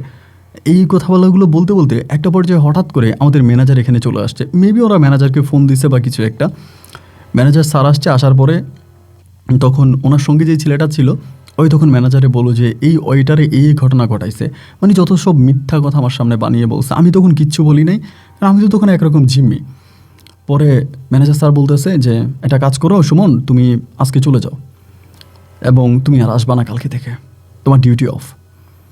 যখন বললো ডিউটি অফ মানে আমাকে চাকরি থেকে বাদ দিয়ে দিচ্ছে, আমি তখন খুব কষ্ট পাইছিলাম। কারণ এই হোটেলে আমি বহু বছর ধরে কাজ করতেছি এবং আমি অনেক কষ্ট করে আজকের এই জায়গাটা আসছে। আজকে যে আমি একটা হল সুপারভাইজার বা একটা আপনার ক্যাপ্টেন, এটা অনেক কষ্টের পর আমি এই জিনিসটা অর্জন করতে পারছি। তো এই জায়গাটা আসার পরে আমাকে চাকরিচ্যুত করা হবে, এটা আসলেই আমার জন্য মানে বেশ কষ্টসাধ্য একটা বিষয় ছিল। আমি সত্যি অনেকটা কষ্ট পাইছি এবং পাওয়ার পরে শেষ পর্যন্ত আমাকে এই রাতের মধ্যেই ওদের কাছ থেকে খুব কষ্ট করে স্যার আমাকে সেভ করে রাতের মধ্যে আমাকে তখন চাকরিচ্যুত করে দেয়। আমি তখন ফোনটা বন্ধ করে ফেলি, রাগ করে ফোনটা বন্ধ করি এবং সিরিয়াসলি আমার আব্বার ভাই যেখানে আছে সেখানে যাই। যাওয়ার পরেই তো আমার মন খুব খারাপ ছিল, মানে আমি এই কাজটা কেন করলাম। আমি নিজে নিজে চিন্তা করতেছি যে আমি এই কাজটা কেন করলাম, আমি তো এটা না করলেও পারতাম। আমি কেনই মেয়েটার কথা শুনে এরকম একটা কাজ করে বসছি। ওই সময় তো অভাবের সময় চলতেছিল, কোনো হোটেলেও লোক নিচ্ছিল না। তো আমার আমি আব্বুকে কিছু বলিনি, শুধু বলছে আব্বা হোটেলে ঝামেলা হয়েছে, আমার ডিউটি অফ হয়ে গেছে। তো আব্বা আমাকে বলতেছে যে তুই কি এখানে থাকবি, এখানে থাকে কাজ খুঁজবি না বাড়িতে যাবি। তাই আমি বললাম যে আব্বা অনেক দিন হয়ে গেছে, বাড়িতে যাই না। কারণ হোটেলে যারা চাকরি করে এটা কিন্তু ওরা জানে, হোটেলের চাকরিগুলোতে সময় পাওয়া যায় না, মানে আপনি ছুটি পাবেন না। তো আব্বারে বললাম যে আব্বা অনেক দিন হয়ে গেল বাড়িতে যাই না, তা কয়টা দিন বাড়িতে থাকি। আর এদিক দিয়ে আপনি আর ওর কথা বললাম যে আমার ছোটো ভাইয়ের নাম ছিল হৃদয়, আপনি আর হৃদয় মিলে দেখেন কোথাও কোনো একটা ভালো চাকরি হয় কিনা, হলে আমি চলে আসবো। যদিও আব্বা বলছিল যে তুই টেম্পারারি এই হোটেলে কাজ শুরু কর। তা আমি বললাম যে আমি এত বড় একটা চাইনিজ হোটেলের ক্যাপ্টেন ছিলাম, এখন আমি ভাতের হোটেলে চাকরি করবো, এটা আমি পারবো না। বাড়িতে চলে গেছি। আমি 2 দিন পর্যন্ত ফোন খুলি নাই, রাগ করেই ফোন অফ করে রাখছি। 2 দিন পরে ফোন চালু করার সঙ্গে সঙ্গে মানে আমি ফোনটা অন করলাম আপনার দিনের বেলায়, সকালবেলা ফোনটা অন করার সঙ্গে সঙ্গে আমার নাম্বারে কল, এবং কলটা বিথি দিয়েছে। কলটা ধরি না, ও কল দিয়েই যাচ্ছে কন্টিনিউয়াসলি। আমার কাছে মনে হয় যে 50টার উপরে কল দিছে। একটা পর্যায়ে খুব বিরক্ত হয়ে তখন কলটা রিসিভ করছি। রিসিভ করার পরে বললাম কী হয়েছে। পরে আমাকে বলতেছে যে সুমন তুমি কোথায়। আমি বললাম জাহান্নামে। বলে সুমন প্লিজ আমি তোমার সাথে 1 মিনিট কথা বলি, তুমি বলো তুমি কোথায় সুমন প্লিজ। কান্না করতেছে। আমি বললাম যে আর কত ক্ষতি করবো আমারে, আমি তোমারে বলছিলাম যে আমরা নিম্নবিত্ত পরিবারের সন্তান, আমার আব্বা বেশ গরিব একজন মানুষ, আমাদের তেমন কিছুই নেই। তা এরপরে তুমি আমার সঙ্গে এই কাজটা কেন করলা, আমার সঙ্গে এই কাজটা তুমি কেন করলা, তুমি আমার চাকরিটা কেন খাইলা। ও তখন বলতেছে যে সুমন আমি সব কিছু বুঝতেছি, আমি শুধু তোমার সঙ্গে একটা বার দেখা করতে চাই, তুমি জাস্ট কোথায় আছো এটা বলো। আমি বললাম তোমার হাজব্যান্ড তো আমার মেরেই ফেলতো, আল্লাহর কি হুকুম। ও বলে আমি সব জানি, তোমার কিচ্ছু বলা লাগবে না, আমি সব জানি তোমার সঙ্গে কি হয়েছিল না হয়েছিল, এই সবই আমি জানি, আমাকে তোমার কোনো কিছু মেনশন করার দরকার নেই, শুধু বলো তুমি কই আসো। আমি বললাম আমি চলে আসছি, ওখান থেকে বের করে দিচ্ছি, আমি আমার গ্রামে চলে আসছি। বলে তোমাদের গ্রাম কোথায়। আমি তখন বলছি যে অমুক জায়গায়। এবং এইটা বলার প্রায় 2 ঘন্টার মাথা আমাদের এলাকায় চলে আসছে, আমাদের উপজেলাতে চলে আসছে। আইসা আমাকে ফোন দিয়ে বলতেছে যে সুমন আমি তোমাদের উপজেলাতে আসি, অমুক রেস্টুরেন্টে তুমি আসো। আমি বললাম যে তুমি এখানে আসছো কেন, আমি তো তোমার সঙ্গে দেখা করবো না। ও বলে সুমন প্লিজ তুমি একটা বার আসো, আমার সঙ্গে একটু দেখা করে চলে যাও, আমি তোমাকে বিরক্ত করবো না, জাস্ট একটু আসো। খুবভাবে রিকোয়েস্ট করতেছে। পরে আমি গেলাম, যাওয়ার পরে বসছি। আমার তো মুড খুবই খারাপ, মানে আমার কথা হচ্ছে আমি ওর সঙ্গে কথাই বলবো না। আমার সঙ্গে এত বড় চিটিং কেন করলো, আমাকে এত বড় ধোকাও কেন দিল, আমি কথাই বলবো না। পরে একদম মুখ কালো করে বসে আছে। পরে বলতেছে যে সুমন আমার সঙ্গে কি একটু কথা বলা যাবে, একটু কথা বলা কি যাবে? আমি বললাম হ্যাঁ বলো, কি বলবা। তাপ করে এসে পা ধরে ফেলছে, পা ধরে কান্না করতে শুরু করছে। আমি বললাম দেখো আমার পা ধরো না, তুমি বলো কী হয়েছে। পরে বলে সুমন আমি আমার হাজব্যান্ডকে ছেড়ে দিছি। আচ্ছা মানি? বলে হ্যাঁ, আমার হাজব্যান্ড যে রাতে তোমারে মারছে আমার বাসায় এসে আমাকে বলছে, এবং আমি তোমার নাম্বারে কল দিয়ে তোমারে পাই না। আমি পরের দিনে সকালবেলা আমার হাজব্যান্ডকে ডিভোর্স করে আমি আমার বাপের বাড়িতে চলে গেছি। আমি আমার হাজব্যান্ডের সাথে সংসার করবো না, আমাকে ছেড়ে দিছে। ও তোমার গায়ে হাত তুলছে, আমাকে ছেড়ে দিছে। আমি তখন বললাম যে দেখো আমি আর তোমাদের এই ফ্যামিলি ঝামেলার মাঝে থাকতে চাই না। এটা তোমার ঝামেলা, তোমার হাজব্যান্ডের ঝামেলা, তোমাদের পারিবারিক ঝামেলা। সো এই ঝামেলাগুলোর মাঝে তুমি আর প্লিজ আমাকে ডাইকো না। আমি এর এই ঝামেলাগুলোর মাঝে থাকতে চাই না। দেখো আমি হতদরিদ্র একজন বাবুর্চির ছেলে, আমি পড়াশোনাও করি নাই, খুব কষ্টে হয়তো নিজের নামটা আমি লিখতে পারি, এটুকুই। আমার মাঝে আর কোনো শিক্ষা নাই, আমার শিক্ষা দীক্ষা নাই, আমি অনেক গরিব। সো আমার জীবনটাকে নিয়ে তুমি আর জুয়া খেলো না। ও তখন আমাকে বলতেছে যে সুমন প্লিজ আমার কথা শোনো, আমি তো আমার হাজব্যান্ডকে ছেড়ে দিছি, এখন তোমার সঙ্গে আমার কথা বললে কী এমন সমস্যা হবে? আমি কি তোমার সঙ্গে একটু মাঝে মাঝে কথা বলতে পারি না? মাঝে মাঝে একটু ফোন দিলে কি তুমি আমার সঙ্গে একটু কথা বলবা না? আমি তখন বললাম যে বিধি দেখো আমার ভিতরে খুব কষ্ট, মানে আমি আসলে কথা বলবো না। ওই তখন জোর করে আমার হাতে 10,000 টাকা ঢুকিয়ে দিয়েছে। আমি বললাম যে বিধি আমার এই টাকার দরকার, আমি টাকা নিব না। ও বলে যে না টাকাটা তুমি নিয়ে যাও, 10,000 টাকা তুমি নিয়ে যাও, যেহেতু তোমার চাকরি চলে গেছে, তোমার তো খাইতে হবে, চলতে হবে, হাত খরচের জন্য টাকা লাগবে, সো এই টাকাটা তুমি নিয়ে যাও। আমি নিতে চাই না, সো ও খুব জোর করে আমাকে টাকাটা দিয়ে দিল। তো এত জোরাজোরি করে যখন টাকা দিচ্ছে আমি তখন টাকাটা নিয়েছি, নর্মালি টাকা নিচ্ছি। এরপরও আমাকে ফোন দেয়, আমার সঙ্গে কথা বলে, আমি ওর সঙ্গে কথা বলি, মানে খুবই নর্মাল একটা লাইফে তখন চলে আসছি। এরকম করতে করতে মাঝে মাঝেও আমাকে টাকা পাঠাইতো। এই সুমন তুমি নাম্বার, তুমি টাকা পাঠাবো। আমি টাকা চাইতাম না, তাও জোর করে টাকা পাঠাইতো, আমাদের এলাকা আসতো, আমার সঙ্গে দেখা করতো। এরকম করে আরও কয়েকটা মাস কেটে গেছে। এদিক দিয়ে কিন্তু আব্বা আমার জন্য ভালোই চাকরি পাইছে, আমারে বলতেছে ভালো চাকরি পাইছি, করবি কিনা, চলে আয়। আমি বলছি যে না আমি আর যাবো না। মানে যাবো না বলতে কি ভাই, ওই সময় আমি বিথির কাছ থেকে বেশ ভালো সাপোর্ট পাচ্ছিলাম, ও টাকা দিচ্ছিল, ওর টাকা দিয়ে চলতেছিলাম, কোনো রকমের সমস্যা নাই, কোনো অভাব নাই। তো আমি কেনই বা এখন আর যাবো? এই জন্য আমি আর আব্বার কাছে গেলাম না, আমি এখানেই পড়ে আছি। ও টাকা দিতেছে একরকম, ওর টাকা দিয়ে মজা মাস্তি করে তখন আমার দিন আর রাতগুলো কাটতেছে, খাইতেছি, ঘুরতেছি, ফিরতেছি, মানে সব দিক থেকে আমি তখন খুবই পারফেক্ট একটা লাইফে আসছি। এই করে ওর সঙ্গে রাত জেগে ফোনে কথা বলি, এবং এমন করতে করতে একটা পর্যায়ে নিজে আমাকে প্রস্তাব দেয় যে সুমন তুমি যদি কিছু না মনে করো, তুমি যদি রাজি থাকো, আমি যদি আমাকে বিয়ে করো, তাহলে আমি তোমার কাছে বিয়ে বসতে চাই। কারণ আমার যেহেতু আমি আমার প্রথম হাজব্যান্ডকে ছেড়ে দিয়েছি, সো আমার ফ্যামিলি এখন আমাকে দ্বিতীয় বিয়ে দেওয়ার জন্য উঠে পড়ে লাগছে, এবং তারা সিদ্ধান্ত নিয়েই নিছে যে তারা আমাকে বিয়ে দিবে। খুব ভালো ভালো বিয়ের প্রপোজাল আমার জন্য আসতেছে। তো যেহেতু আমি তোমার সঙ্গে দীর্ঘদিন ধরে কথা বলি, তোমার মাঝে আমার একটা ইমোশন কাজ করে, একটা ভালো লাগা, ভালোবাসা কাজ করে। হোপফুলি হচ্ছে আমি চাই যে তুমি আমাকে বিয়ে করো, আমরা একটা সংসার করি। আমি চাই না যে আমার এই জীবনে আমি নতুন করে কারোর সঙ্গে জড়াই। এখন আমি নতুন করে কারোর সঙ্গে আমার বিয়ে হবে, আমি সেই লোকের কাছে গিয়ে তোমার সঙ্গে কথা বলবো। এক পরকীয়ার জন্য আমার প্রথম সংসারটা ভেঙে গেছে, তোমারও অনেক কষ্ট পাইতে হয়েছে, আমি এই পরকীয়ার জীবন আর চাই না। আমি তখন বললাম যে ঠিক আছে, তুমি এরপর যাকে বিয়ে করবা তার কাছে গেলে আর আমার সঙ্গে কথা বললো না। ও বলে এটা তুমি বলতে পারলা, এটা তুমি কেমনে বললা? আজকে এতগুলো দিন তোমার সাথে আমার সম্পর্ক, আমি কি তোমার সাথে কথা না বলে থাকতে পারবো? নতুন একটা মানুষকে পেলেই কি আমি তোমাকে ভুলে যেতে পারবো সুমন? এটা কি সম্ভব? ও আমি একটা বিবাহিত মেয়ে দেখে তুমি আমাকে বিয়ে করবা না? আমি গরিব, আমি বিবাহিত, এই জন্য আমাকে বিয়ে করবা না? আমি তখন বললাম দেখো একটা মানুষের বিয়ে হইলে যা হয় তার কোনোটাই তোমার সঙ্গে আমার হওয়ার বাকি নেই, আমাদের মাঝে সবই হয়েছে। কিন্তু এখন কথা হচ্ছে যে তুমি আমার ফ্যামিলির সম্বন্ধে কতটুকু জানো। আমি যতটুকু জানি যে তোমার ফ্যামিলি বেশ ভালো একটা ফ্যামিলি, তোমরা একটা ভালো ফ্যামিলিতে আছো, এবং তোমার ফ্যামিলি ব্যাকগ্রাউন্ডও খুব ভালো। সো আমাদের ফ্যামিলিতে কিচ্ছু নাই, আমরা একেবারেই গরিব, আমাদের ঠিকমতো থাকার একটা ঘরও নাই। সো আমি তোমারে কোথায় রাখবো? তুমি আমার সঙ্গে যে থাকবা, কোথায় থাকবা? ও তখন আমার বলতেছে সুমন দেখো আমি তোমাকে ভালোবাসি, সুতরাং আমি যদি তোমার সঙ্গে থাকি, একদিন তোমার ভাগ্যের পরিবর্তন আমি নিজেই ঘটাবো। মানে একরকম মানে আমার সঙ্গে মানে আমাকে বিয়ে করার জন্য খুব মানে আকুতি মিনতি করতেছে। তো আমিও তখন একটা পর্যায়ে চিন্তা করলাম যে ওর সঙ্গে আমি দীর্ঘদিন ধরে কথা বলি, আমার মাঝেও একটা ভালো লাগা কাজ করে, এবং সব কিছু মিলিয়ে আমি তখন সিদ্ধান্ত নিলাম যে ঠিক আছে আমি এই বিয়েটা করব।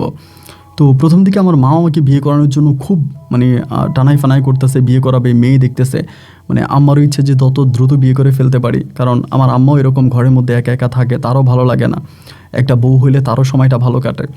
তো আমি তখন বললাম যে আচ্ছা ঠিক আছে সমস্যা নেই, আমি রাজি। তারপরে পারিবারিকভাবে না, মানে বিথির পরিবার রাজি না। আমাদের পরিবার সম্বন্ধে যখন জানতে পারছে আমার আব্বা, আমি বা আমাদের গোটা ফ্যামিলি জানার পরে বিথির আব্বা টোটালি মানা করে দিচ্ছে, কারণ বিথির জন্য আরও ভালো ঘর আছে, তারা চাইলে আরও ভালো করে বিয়ে দিতে পারে, তারা আরও ভালো করে দিবে না। এখন মানে আরও ভালো করে দিবে, বিথি বিয়ে বসবে না, এই জন্য বিথির আব্বা একরকম বিথির উপরে রেগে গেছে, রেগে গিয়ে বললো যে তোর বিয়ে তুই বস, আমি তোর বিয়ে দিব না।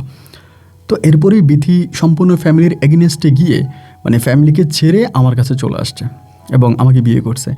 তো বিয়ে করার পরে আমাদের বাড়ির মধ্যে আছে, আমরা তখন চলতেছি ফিরতেছি খাইতেছি, এরকম করতে করতে একটা পর্যায়ে আমি তখন তারা বললাম যে এভাবে তো বাড়িতে থাকাটা ঠিক হবে না, আমি দেখি কোনো একটা হোটেলে চাকরি পাই কিনা। এই করতে করতে আমি আরেকটা হোটেলে ওয়েটারে চাকরি পাই। তো ওয়েটারে চাকরি ওখানে করি এবং করার পরে বিথিরে কয়েকদিন গ্রামে আমার সঙ্গে রাখি। যখন আমার ওয়েটারের চাকরিটা শহরে হয়ে যায়, আমি তখন বিথিকে গ্রাম থেকে শহরে নিয়ে যাই। এরপর ও শহরে আমার সঙ্গেই আছে। এই করে কয়েকটা মাস কেটে গেল। ও তখন বলতেছে যে দেখো তুমি একটা হোটেলে চাকরি করো, কয় টাকায় বা বেতন পাও? এবং আমি যখন সবাই আমার সঙ্গে খারাপভাবে কথা বলে, আমার হাজব্যান্ড কিছু করে না, আমার হাজব্যান্ড হোটেলে চাকরি করে, এটা সবাই একটু খারাপ চোখে দেখে। হোটেল লাইন আর মোটর লাইন, এই লাইনের মানুষগুলোকে তো সবাই একটু ছোটো চোখেই দেখে। তুমি হোটেলে চাকরি করো, ভালো টাকায় বেতন পাও, সুন্দর লাইফ লিড করতেছ, কিন্তু বাইরের মানুষরা বলে যে তোর জামাই হোটেলে চাকরি করে, হোটেলের মেসি আর হোটেল বয়, এগুলো বলে। আমার এগুলো শুনতে ভালো লাগে না, আমি চাই তুমি বেটার কিছু একটা করো। আমি তখন বললাম যে আমি বেটার কি করব, আমার কাছে বেটার কি আছে, আমি বেটার কি করতে পারি? ও তখন আমাকে বলে যে তুমি কোনো একটা ব্যবসা করো বা অন্য কিছু করো। আমি বললাম বিথি, ব্যবসা করতে গেলে অনেক টাকার প্রয়োজন, আর আমি কোনো ব্যবসার টেকনিক জানিও না। আর যদি ব্যবসা করতে আমি শুধু হোটেল লাইন সম্বন্ধে জানি, আমি একটা হোটেল দিতে পারি, আর একটা হোটেল দিতে অনেক টাকার প্রয়োজন, আমি এত টাকা কোথায় পাবো? ও তখন আমাকে বলতেছে যে আচ্ছা একটা কাজ করো, তুমি নিলে বিদেশে চলে যাও। হঠাৎ করে আমারে বলতেছে। আমি বললাম যে বিদেশ চলে যাব, আর বিদেশকে আমি এমনি যেতে পারবো? বিদেশ যেতেও তো অনেক টাকা লাগে, তো আমি বিদেশ যাওয়ার টাকা কোথায় পাবো? ও তখন আমার বলতেছে যে আমি যদি তোমার বিদেশ যাওয়ার টাকাটা ম্যানেজ করে দিই, তাহলে কি তুমি বিদেশ যাবা? তা আমি যতটুকু জানি ওর কাছে কিচ্ছু নাই, ওর কাছে ক্যাশ ক্যাবিলিটি যা ছিল সবই আমাকে দিয়ে দিছে। আমাদের বিয়েতে খরচ হয়েছে বা এমনি সামনে শেষ হয়ে গেছে, ওর কাছে কোনো টাকাই নেই। তো আমি বললাম যে আমি তো জানি তোমার কাছে কোনো টাকা নাই, তুমি এখন টাকা আমার কোত্থেকে দিবা? পরে বলে আমার মামার সঙ্গে কথা বলছিলাম, আমি আমার মামার কাছ থেকে কিছু টাকা নিব এবং সেই টাকাটা তোমারে দিব, এটা দিয়ে তুমি বিদেশ চলে যাও। তো যেহেতু এরকম করে জানাইলো, আমি তখন আমার আব্বারে বললাম, মারে বললাম। আব্বা আম্মারে বলার পরে তারা বলতেছে বৌমা তো ভালোই বলছে, সে তো খারাপ বলে নাই, এবং তোরও তো বিদেশ চলে যাওয়া দরকার, হোটেলে চাকরি করে কতদিন কি করবি, এভাবে কিভাবে সংসার চলবে, তাই ঠিক আছে তুই বিদেশ যা। এই কথা বলার পরে আব্বা আম্মাও তখন রাজি হলো। সবাই রাজি হওয়ার পরে আমি তখন এই বিথির কাছ থেকে টাকা নিলাম। এই টাকাটা মূলত ওর মামার কাছ থেকে নিছে, ওর মামার কাছ থেকে টাকাটা নিছে। তো ওর মামা ওরে খুব বেশি টাকা দেয় না, অল্প কিছু টাকা দিছে, ওই সময় প্রায় 3 লাখ টাকার মতো দিছে। এখন ভাই 3 লাখ টাকা দিয়ে তো বিদেশ আসলেই খুব স্বপ্নের বিষয়। 3 লাখ টাকা দিয়ে কি আর বিদেশ যাওয়া যায়? এরই মাঝে আব্বা হঠাৎ করে আমার একটা প্রস্তাব দিল। আব্বা যে হোটেলে চাকরি করে, ওই হোটেলে আব্বার এক বন্ধু আছে, আব্বুর সঙ্গে হোটেলে কাজ করতো, ওইখান থেকে সে বিদেশ চলে গেছে, সে নাকি ওমানে গেছে। তো বললো যে ওমানে 3 লাখ টাকার ভিতরে ভিসা হবে। আমার আব্বা বলতেছে যে আমার বন্ধু আছে ওই হোটেলে চাকরি করে, এবং তোরে হোটেলের কাজ দিব, 3 লাখ টাকার মধ্যে হবে। আমি তখন বললাম যে আলহামদুলিল্লাহ, যেহেতু বাংলাদেশে আমি হোটেলে কাজ করছি, তাহলে ওমানে গিয়ে আমি হোটেলে কাজ করব, এটা তো আমার জন্য ভালো, এটা তো আমার জন্য খারাপ না। তাইলে পরে ঠিক আছে, আমি আব্বুর সঙ্গে হোটেলের আব্বুর বন্ধুর সঙ্গে আমি হোটেলে কাজ করবো। আমি তখন রাজি হলাম। পরে 3 লাখ টাকার মধ্যে পাসপোর্ট টাসপোর্ট করে মোটামুটি কিছু টাকা গেছে। আমাদের ফ্যামিলি কিন্তু কোনো সাপোর্ট নাই। আমার আব্বা যে চাকরি করে তখন পর্যন্ত কিন্তু আমার বোনের ঋণ শোধ হয়নি। আমার আম্মার চিকিৎসা হয়েছে, আমার আম্মার চিকিৎসার টাকা এখনও মানুষ পাবে। আমার বোনের বিয়ে হয়েছে, আমার বোনেরটা এখনও মানুষ পাবে। এখনও কিন্তু আমাদের ফ্যামিলির ঋণ শেষ হয়নি। আমরা চাকরি করতেছি কিন্তু আমরা টাকা রাখতে পারি না। তো যাই হোক, এরপরে আব্বু কথাবার্তা বললো তার বন্ধুর সঙ্গে, তিনি তখন আমার ভিসার ব্যবস্থা করলো। আমি তখন ওমানে চলে গেলাম। তো যাওয়ার সময় বিথিরে আমি আমার আব্বা আম্মার কাছেই রেখে গেলাম, আমার মায়ের কাছে রাখলাম গ্রামে। আমার আম্মার সঙ্গে ও থাকবে। ও ভাই খুবই মডার্ন একটা মেয়ে, শহরে চলাফেরা করা, দেখতে সুন্দর, এত মডার্ন একটা মেয়ে হওয়ার পরেও ও খুব ভালোভাবে আমার আম্মুর সঙ্গে ম্যাচ করে গেল। গ্রামের মধ্যে খুব ভালোভাবে আমার আম্মুর সঙ্গে থাকলো, ওর আমি কোনো সমস্যা দেখলাম না। আমার আম্মুর সঙ্গে আমি ওকে রেখে দিন, আমি তখন ওমানে চলে গেলাম। ওমানে যাওয়ার পরেই সম্পূর্ণ ভুয়া, আমাকে যে কথা বলছিল, যে কাজের কথা বলছিল, আমার কিন্তু সেই কাজ দেয় নাই। আমার বলছিল হোটেলে চাকরি এবং মাস শেষে বেতন দিবে, এটা সেটা দুনিয়ার কথা বলে নিয়ে আসছে। এবং আসার পরে দেখি এটা একটা ফ্রি ভিসা, এবং ফ্রি ভিসা হচ্ছে বাইরে কাজ। আর কফিলে আমার বাইরে কাজ করতে দেয়ও না। আমি ওখানে কাজ করলে এখানে কাজ করা যাবে না, ওখানে কাজ করলে ওখানে কাজ করা যাবে না। তাই ঘুরে ফিরে কফিলে আমার নিজেই কাজ করায়। আমার বলছে ফ্রি ভিসা, হোটেলের ভিসা, কিন্তু আমার নিজেই কাজ করায়। আবার নিজে কাজ করে নিজে দেয় না বেতন, বাইরেও ছাড়ে না, নিজেও বেতন দেয় না। এবং কী সমস্ত কাজ করায় এগুলো আপনাদের কী বলবো, বলার মতো কিছু নাই। আপনি হয়তো বুঝবেন। আমাদের গ্রামের বাড়িতে যেরকম মানুষ গরু পাললে যে ঘাস কাটে, ঘাস খাওয়ায় গরুরে, ওখানে বলে আপনার তামাক, এরকম একটা নাম বলে। তা ওই ঘাসগুলো আমাকে তখন কাটায়। আমি তো জীবনে কখনো গ্রামের কাজ করি নাই। আমি গ্রামের কাজ করতে পারি না, ধানের কাজ, এই সমস্ত কাজ আমি মানে ধান কাটার কাজ বা এই সমস্ত কাজ তো আমি পারি না। তা আমাকে তখন এই ঘাস কাটার কাজে লাগিয়ে দেয়। আমি বলছি এই কাজ আমি পারবো না, এই কাজ আমি করবো না, তারপরেও তারা আমাকে একরকম জোর করে আমাকে ওই কাজগুলো করাইতো। এরপরও ফ্যামিলির কারণে কষ্ট করে করতাম, কিন্তু মাস শেষে বেতন দিত না, বেতন পাইতাম না ভাই। এত অভাবে পড়ে যাই, আপনাকে ঠিক বলে বোঝাতে পারবো না, খুব অভাবে পড়ে যাই। এবং অভাবে পড়ে শেষ পর্যন্ত বিথি আমারে বলে কিছু টাকা দিলে, মামা টাকা চাইতেছে, মামারে কিছু টাকা দেওয়া দরকার, যদি পারো কিছু টাকা দাও আমারে বলে। আমি বললাম যে আমি যেখানে কাজ করি হয়তো মালিক আমারে বেতনই দেয় না, আমি তো বেতনই পাই না, নিজে খাবারের টাকাই নেই, তো আমি দেশে টাকা পাঠাবো কোত্থেকে। ওই তখন বলে তাও দেখো না কিছু একটা করা যায় কিনা। এরকম করতে করতে আমি মোটামুটি কিছু টাকা পয়সা ইনকাম করছি, একটা ভালো অবস্থানে আসছি। মানে ওইখান থেকে আমি ছুটে আরেকটা কাজে চলে গেছি, মানে আরেকটা মাজরায় চলে গেছি, ওইখানে গিয়ে কিছু টাকা পাইছি, কিন্তু টাকাটা আমি ভিতরে দিইনি। গোপনে গোপনে আমার মা আর আমার আব্বা আমারে বুদ্ধি দিল যে একটা কাজ কর, এখন আর ভিতরে টাকা দেওয়ার দরকার নেই, ওর মামার কাছ থেকে ও টাকা নিছে, এই টাকাটা না দিলেও হবে, তুই যদি পারস তোর ছোটো ভাইটারে লাইন কর। আমার মা আর আমার আব্বা মিলে আমার এই বুদ্ধিটা দিল যে তোর ছোটো ভাইটারে একটু লাইন কর, ভিতরে এখন আপাতত টাকা দেওয়ার দরকার নেই, তুই বন্ধ রাখ। তা আমিও চিন্তা করলাম যে ঠিক আছে তাহলে ছোটো ভাইটার একটু লাইন করে, কারণ ওর একটা লাইন হওয়া দরকার, ওর একটা লাইন করা দরকার। আমি তখন নিজে তো টাকা পয়সা কিছু ইনকাম করি, মানুষের কাছ থেকে কিছু নিই, এবার ছোটো ভাইয়ের জন্য একটা ভিসা কিনি, মানে হৃদয়ের জন্য একটা ভিসা কিনি। ভিসা কিনে আমি হৃদয়কে খুব ভালো একটা মানে হোটেলের একটা ডিউটিতে আনি, একটা ক্যাফটেরিয়া ছিল, ক্যাফটেরিয়ার মধ্যে নিয়ে আসি। এবং ক্যাফটেরিয়াতে আনার পরে ও বেশ ভালোভাবেই ডিউটি করতেছে, কোনো সমস্যা নাই, ইনকাম করতেছে। তো ও যেহেতু কামের কিছু করতেছে, আমি তখন আস্তে আস্তে করে ভাবতেছিলাম যে আমি আরও ভালো কিছু করতে পারি কিনা। ভিতের কিন্তু টাকা দিই না, আর আমি যে আমার ছোটো বাড়ি নিয়ে গেছি এটাও আমি ভিতির কাছে বলি নাই। আমার আব্বা আম্মা বলছে আমরা চারদিক থেকে ঋণ করছি, ঋণ টিন করে আমরা হৃদয়ে পাঠাইতেছি, আমাদেরকে সুমন 1 টাকাও দেয় নাই। আমিও কিন্তু ভিতির কাছে বলি নাই যে ছোটো বাইরে আনার জন্য যে আমি সম্পূর্ণ টাকা দিছি। আর বিধু এটা নিয়ে কোনো সময় আমার সঙ্গে ঝগড়া করে নাই, কোনো সময় আমাকে জিজ্ঞেসও করে নাই চাপ দিয়া যে আদৌ কি তোমার ছোটো ভাইয়ের টাকা তুমি দিছো না তোমার আব্বা আম্মা দিচ্ছে। আমি একবার বলছি আমি দিই নেই, শেষ। ও দ্বিতীয় আর কোনো কথা বলে নাই। এইভাবে দীর্ঘদিন কাটার পরে একদিন হলো কি, আমার কুমিল্লারই একটা বন্ধু ছিল, কুমিল্লা একটা বন্ধু, ওর বাসায় আমার দাওয়াত দিছে, বাসায় দাওয়াত দিছে। আমরা তো গ্রামে থাকতাম, গ্রাম সাইডে, ও শহরে থাকতো। তাই শহরের সাইডে থাকতে দাওয়াত দিছে, দাওয়াত দিয়ে বলতেছে যে এমনি এমনি যাওয়ার জন্য ওর বাসায় গেছে। তো ওর সঙ্গে আমার আগ থেকেই পরিচয় বলতে পাকিস্তানি একটা ভাইয়ের মাধ্যমে পরিচয়। আমি যেখানে মাজরায় কাজ করি সেখানে একটা পাকিস্তানি ভাইয়ের মাধ্যমে পরিচয়। ওর বাসায় গেলাম, খাওয়া দাওয়া করলাম, ঘুরলাম ফিরলাম। মাসকাট শহরে ছিল ওর বাসা, আর আমরা যে জায়গাটাতে, ওটার নাম ছিল সোহার। তো মাসকাট থেকে তখন আমরা খাওয়া দাওয়া করে রাতের বেলা আমি বললাম যে ভাই আমি চলে যাব। তো চলে যাব বলার পরে উনি বলতেছে যে আমার একটা টিফিন বক্স দিছে, বললো যে ওখানে পাকিস্তানি ভাইয়ের জন্য কিছু খাবার দিছি, এই খাবারগুলো পাকিস্তানি ভাইয়েরে দিও। তো যেহেতু নর্মালি আমি খাইছি, বাসায় রান্নাবান্না হয়েছে, তা পাকিস্তানের জন্য দিছি, আমি এটা নিয়ে রওনা দিছি। মাঝপথে আসার পরে হঠাৎ করে পুলিশের চেকপোস্ট, তো পুলিশের চেকপোস্ট, পুলিশ চেক করতেছে। আমার এই পুলিশ বলতেছে এটার মধ্যে কি, আমি বললাম যে এটার মধ্যে আমার এক ফ্রেন্ডে খাবার দিয়েছে, আরেক ফ্রেন্ডের জন্য নিয়ে যাবো। তা পুলিশ কী জানি একটা মেশিন নাকি লাগাই দিল, দেওয়ার পরে ওটা কী করে উঠছে, ওঠার পরেই বলতেছে যে এটা কি খোল। তাই খুলতে বলছে, আমি তখন খুলছি। খোলার পরে এটার ভিতরে মাদক পাওয়া গেছে। মাদক পাওয়া যাওয়ার পরেই সাথে আমাকে হ্যান্ডকাপ পরাই দিছে। হ্যান্ডকাপ পরাই দেওয়ার পরে আমি কারোর সঙ্গে যোগাযোগ করতে পারিনি, শুধু আমার বউরে বলছে যে আমার পুলিশে নিয়ে যাচ্ছে, যদি পারো হৃদয়ের সঙ্গে যোগাযোগ করো। একথা বলার পরে তখন আমার পুলিশে নিয়ে চলে গেছে, আমি তখন জেলে চলে গেছি। এবং তখন তারা হৃদয়ের সঙ্গে যোগাযোগ করতেছে, আমার ছোটো ভাইয়ের সঙ্গে যোগাযোগ করতেছে। আমার ছোটো ভাই আইসা জেলে আমার সঙ্গে দেখা করছে, অনেক মানে মামলা হয়ে গেছে, অনেক টাকার মামলা হয়ে গেছে। তো আমি তখন কী করবো আসলে বুঝতে পারতেছিলাম না, একরকম কারাবন্দি জীবন তখন আমার শুরু হয়ে গেল।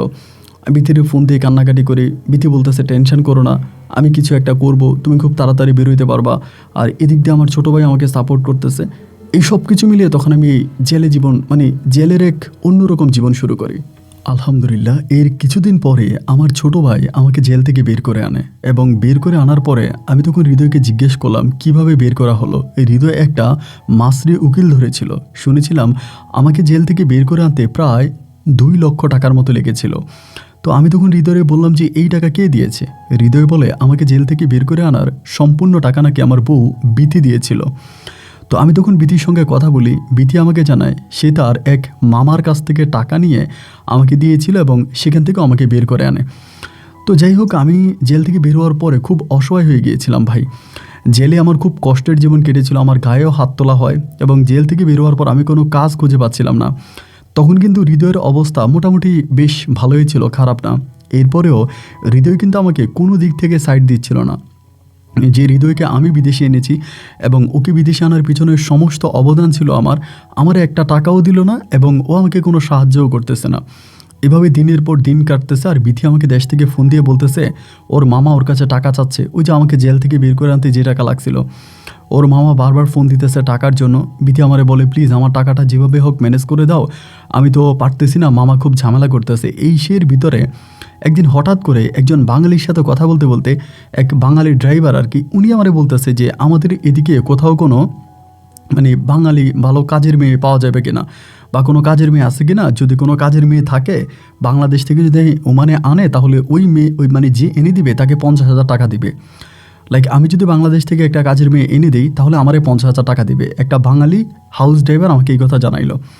তো জানানোর পরে আমি তখন এই কথাটা বিথিরে বললাম যে বিথি এমন ঘটনা, এমন একটা প্রস্তাব পাইলাম, কোনো মেয়ে কি আছে তোমার পরিচিত, যদি এরকম একটা মেয়ে থাকে তাহলে আমরা এইভাবে টাকাগুলো পাবো।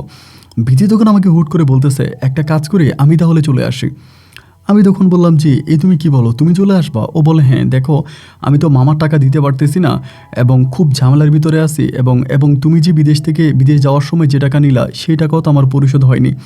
সো সব কিছু মিলিয়ে আমি খুব প্রবলেমে আছি, আমি না হয় চলে আসি, বিদেশের বাড়িতে বাসায় কাজ করব, এটা তো আর দেশের কেউ জানবে না এবং সেখানে কাজ করে আমি আস্তে আস্তে করে সমস্ত ঋণ পরিশোধ করতে পারবো।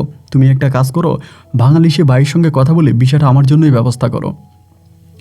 তারপর আমি অনেক চিন্তা করে দেখলাম যে বিথি যদি চলে আসে তাহলে খারাপ হবে না। এখানে দেখা যায় যে অ্যারাবিকের ঘরে কাজ আর কি, এ খুব ভালো মানুষ এবং যতটুকু শুনেছিলাম যে একটা বৃদ্ধ মহিলা দেখাশোনা করবে এবং এটা খুবই ভালো একটা চাকরি। তো সব কিছু মিলিয়ে আমি তখন ওই বাঙালির সঙ্গে কথা বললাম। কথা বলার পরে বিথির জন্য তখন ওই বাঙালির কাছ থেকে আমি ভিসা নিলাম। তো ভিসা নিলাম আলহামদুলিল্লাহ, একটা পর্যায়ে ওই ভিসা দেশে পাঠাইলাম এবং বিথি তখন ওমানে চলে আসে।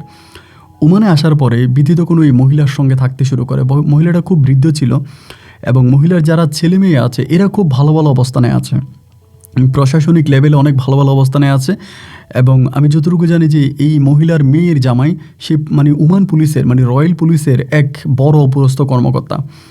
তো জানার পরে এই ঘরে যখন ও গেল বিথি গেল, ওই বুড়ি বিথিকে খুব আদর করতো, বিথিকে খুব মায়া করতো এবং বিথিও না এই বুড়ির সঙ্গে বেশ মধুর সম্পর্ক হয়েছিল। সব কিছু মিলিয়ে তখন সময়গুলো বেশ ভালোই কাটতেছিল। আমি মনে করলাম বিথিরে এনে মনে হয় আমার কপাল ফিরেই গেছে।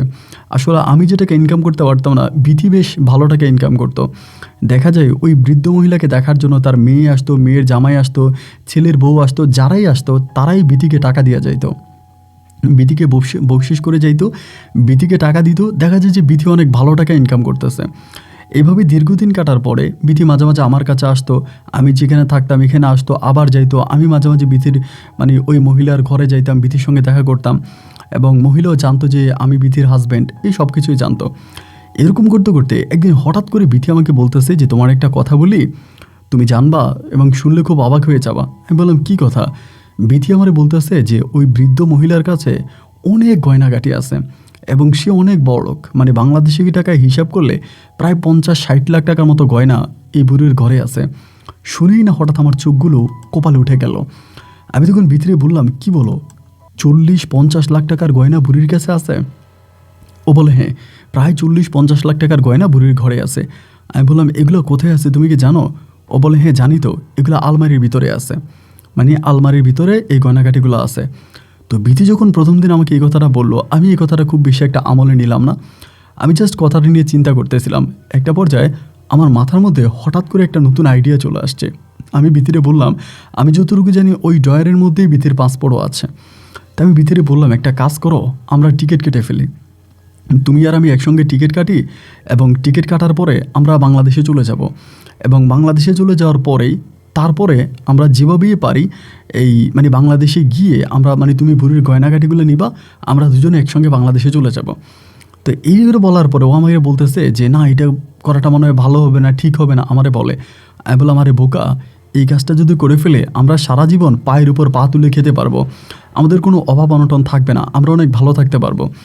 এই কথাগুলো যখন আমি মনে মনে চিন্তা করতেছি এবং ভিতরে বললাম, বিথিও একটা পর্যায়ে রাজি হলো। ও আসলে একরকম রাজি হচ্ছিল না, আমি ওকে ফোর্স করে বাধ্য করে রাজি করাইলাম। যাই হোক সবশেষে ও রাজি হলো। রাজি হওয়ার পরে আমার বললো যে ঠিক আছে। তখন আমি আর বিথি টিকিট কেটে ফেলি, বাংলাদেশের টিকিট কেটে ফেলি, আমরা বাংলাদেশে চলে যাব। এরকম টিকিট কাটলাম এবং ভিতরে বলতেছি মানে প্ল্যানিং করে টাকাগুলো নেওয়ার জন্য। একটা তখন বিষয় হলো কি, বিথি আমরা বারবার বলতেছে যে টাকাগুলো নিতে পারলে সে সর্বপ্রথম তার মামার ঋণ পরিশোধ করবে, তার মামারা টাকা দিবে এবং আমি যেই ওমানে আসছিলাম আসার জন্য যে টাকা লাগছিল ওই ঋণ পরিশোধ করবে, মানে বারবার এগুলো আমাকে বলতেছে। এবং সে তার এর এটা করবে, ওরে এটা করবে, ওর ফ্যামিলিরে টাকা দিবে, মানে এই করবে সেই করবে, এরকম বিভিন্ন কথা আমারে বলতেছে। কথাগুলো শুনতে শুনতে আমার কাছে মনে হলো যে আমি এই গয়নাগাটিগুলো বাংলাদেশে গেলে এর প্রায় অর্ধেক টাকাই তো বিথি নিয়ে যাবে এবং বিথি অর্ধেক টাকা নিয়ে যাবে।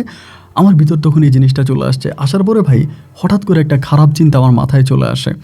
খারাপ চিন্তাটা কি আমি আপনাকে বলি, আমি আমার ছোটো ভাইকে তখন একসাথ করি। ছোটো ভাইকে একসাথ করার পরে আমার ছোটো ভাইয়ের সঙ্গে আমি বিষয়টা তখন আলাপ করি। আলাপ করার পরে আমার ছোটো ভাইকে আমি বলি যে আমি চাচ্ছি না যে বিথিরে কিছু একটা করে যাইতে, মানে ওমানে আমি বিথিরে দেশে নিতে চাচ্ছি না।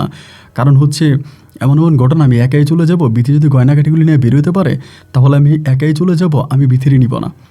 তো এই কথা বলার পরে আমার ছোটো ভাই তখন হঠাৎ আমার একটা আইডিয়া দিল যে ভাই, আমার পরিচিত একটা পাকিস্তানি আছে, ও বিভিন্ন কাজের মেয়েদেরকে কিনে, ধরেন অনেকেই কোনো কাজের মেয়ের সঙ্গে প্রেম করে এবং প্রেম করে বের করে আনার পরে মানে প্রেমের কথা বলে বের করে এনে ওই পাকিস্তানির কাছে বিক্রি করে দেয়। এবং আমি যতটুকু জানি ও অনেক ভালো টাকায় মেয়েকে কিনে। আর ভাবি যেহেতু দেখতে শুনতে খুবই সুন্দরী, তাহলে মোটামুটি ভাবিরে কিনলে অনেক ভালো টাকাই দিবে। আমি তখন বললাম তুই শিওর তো? আমার ছোটো ভাই বলে হ্যাঁ ভাই, আমি 100% শিওর। তখন আমি ওই পাকিস্তানির সঙ্গে কথা বলি। কথা বলার পরে আমি বিথির ছবি তখন ওই পাকিস্তানিকে দেখাইলাম। দেখানোর পরে পাকিস্তানি তখন আমাকে একটা অ্যামাউন্ট ধার্য করলো, যা বাংলাদেশি টাকায় প্রায় 5 লক্ষ টাকার কাছাকাছি। আমার মাথায় তখন চলে আসলো, যা খেলা জমে গেছে। আমি বিথিরে যদি বাংলাদেশে নিয়ে যাই তাহলে আমি যে গয়নাগাটিগুলো নিয়ে যাব তার প্রায় অর্ধেক পরিমাণ টাকা আমার বিথি নিয়ে যাবে। আর আমি যদি বিথিরে না নিয়ে যাই তাহলে উল্টা বিথিরে বিক্রি করে বাংলাদেশে যাওয়ার সময় আমি 5 লাখ টাকাও পাইলাম এবং আমার সমস্যার সমাধান হয়ে গেল। এর ভিতরে আমার ছোটো ভাই আমার জানাইলো, মানে হৃদয় জানালো যে ভাই আপনি তো এত গয়নাগাটি নিয়ে এয়ারপোর্ট ক্রস করতে পারবেন না, আপনি এয়ারপোর্ট পার হইতে গেলেই তো ধরা খেয়ে যাবেন, এত গয়নাগাটি নিয়ে তো আপনি যেতে পারবেন না। আর আমি তখন বললাম তাহলে কি করা যায়? আমার ভাই তখন আমার বুদ্ধি দিল, আপনি একটা কাজ করেন, টিকিট যেহেতু কেটে ফেলছেন আপনাকে ভাবিরে বিক্রি করে দেন। ভাবিরে বিক্রি করে দিয়ে যেই টাকা হবে এবং আপনার কাছে যাটা আছে তা দিয়ে আপনি চলে যান, গয়নাগুলো আমার কাছে দিয়ে যান। আমি বললাম তারপর? ও বলে তারপরে আমি এই গয়নাগাটিগুলো আমি আস্তে আস্তে করে দেশে পাঠিয়ে দিব, এই লোক ওই লোক এমনি সেমনি আস্তে আস্তে দেশে পাঠাবো এবং এরপরে গয়নাগাটিগুলো আমি পাঠানোর একটা ব্যবস্থা করব। তো আমার ছোটো ভাই যেহেতু ভালো একটা অবস্থানে চাকরি করে, আমি তখন আমার ছোটো ভাইয়ের সঙ্গে বললাম যে ঠিক আছে তাহলে এটাই করা যায়, এটা করি, এটাই ভালো হবে। দেন আমার ছোটো ভাইয়ের সঙ্গে কথাবার্তা বলে সব কিছু ঠিকঠাক করলাম। আমাদের ফ্লাইট ছিল বৃহস্পতিবারে বিকেল 4টা বাজে আমাদের ফ্লাইট। তো বুধবারে রাতের বেলায় আমি বিথিরে বললাম যে আজকে রাতেই তোমার অপারেশন করতে হবে। বিথি আমাকে বলল যে দেখো, এখান থেকে গয়নাঘাটিগুলো নেওয়া বুধ আর বৃহস্পতিবারের বিষয় না। আমি সবসময় এই এর চাবি আমার কাছে থাকে, ডয়ারের চাবি আমার কাছে থাকে, মানে আলমিরার চাবি থাকে, আমি ওখান থেকে যে কোনো সময় গয়নাঘাটি নিয়ে নিতে পারবো। এখানে আমাদের এত প্ল্যানিং করার কিছু নাই। আমি বললাম তারপরেও তুমি যেভাবেই পারো এটা ভালোভাবে করো। এবং বিধি তখন করলো কি, এই তালা খুললো এবং খুলে প্রায় শেষ রাতের দিকে গয়নাঘাটিগুলো সব ম্যানেজ করে ফেললো। আমাকে ফোনের মাধ্যমে জানাইলো যে আমি সব কিছু ঠিকঠাক করে ফেলছি, এখন দেশে আসার পালা। তো এই কথা বলার পরে সকাল আমরা যখন ফ্লাইট হবে তার প্রায় 4 থেকে 5 ঘন্টা আগে আমি বিথিরে বললাম তুমি রেডি হয়ে যাও। বিধি তখন ওই মহিলারে বললো সে একটা কাজে যাবে। এই কথা বলে মহিলারে ঘরে রেখে বিধি বেরোলো। বের হওয়ার পরে আমি তখন গয়নাঘাটিগুলো আমার কাছে নিলাম। আমার কাছে নেওয়ার পরে এমন যাচ্ছি হঠাৎ করে আমি ভিতরে বললাম যে আমরা একটা জায়গায় যাব, একজন পাকিস্তানি ভাইয়ের সঙ্গে দেখা করব, অনেক দিন ধরে ওনার সঙ্গে আমার একটা ভালো সম্পর্ক আছে, তার সঙ্গে দেখা করে আমরা চলে যাব, যেহেতু আমার ফ্লাইটের এখন অনেক সময় আছে। বিধি আমারে বলতেছে না এটা করা মনে হয় ঠিক হবে না, কারণ যদি কোনো না কোনোভাবে বুড়ি টের পেয়ে যায়, বুড়ি যদি আলমিরা খোলে না পায়। আমি বললাম দূর, কোনো ঝামেলা হবে না, তুমি চিন্তা করো না। এই কথা বলে পাকিস্তানের বিল্ডিংয়ে গেলাম। পাকিস্তানের সঙ্গে আমার আগেই কথাবার্তা ফাইনাল এবং সেখানে যাওয়ার পরে বিধিকে দিলাম, একটা রুমে নিয়ে গেছি। রুমে যাওয়ার পরে আমার ছোটো ভাই তখন পাকিস্তানের কাছ থেকে টাকা নিয়ে নিয়েছে, যেহেতু আমরা মাল নিয়ে আসছি, সো পাকিস্তানে টাকা দিয়ে দিছে। টাকা দেওয়ার পর আমি বিধিরে বললাম বিধি তুমি এখানে একটু বসো, আমি আসতেছি। ও তখন আমারে বলে আমার খুব ভয় লাগতেছে, তুমি কই যেতে আসো? আমি বললাম আরে আমি যাবো আর আসবো, তুমি একটু বসো। এটা বলে আমি তখন বেরিয়ে পড়ছি। বেরিয়ে পড়ে পাকিস্তানের ইশারা দিলাম যে আগে হাতের মোবাইলটা যাতে নিয়ে আনে, কারণ মোবাইল থাকলেও যে কোনো সময় কাউকে ফোন দিয়ে ফেলতে পারে। এইটা বলে তখন ছোটো ভাই আর আমি একসঙ্গে এসে গাড়িতে উঠছি। গাড়িতে উঠে এয়ারপোর্টের দিকে যাচ্ছি, আর আমি বললাম যে দেখ এখানে গয়নাগাড়িগুলো আছে, আমি কিছু সঙ্গে নিয়ে নিছি, আমি কিছু সঙ্গে নিলাম, আর বাকি সবই মাইপা ওরে দিয়ে দিলাম যে এগুলোতে আস্তে আস্তে দেশে পাঠাবি। এটা বলেই তখন আমি এয়ারপোর্টে গেলাম এবং ফ্লাইট উঠে গেলাম।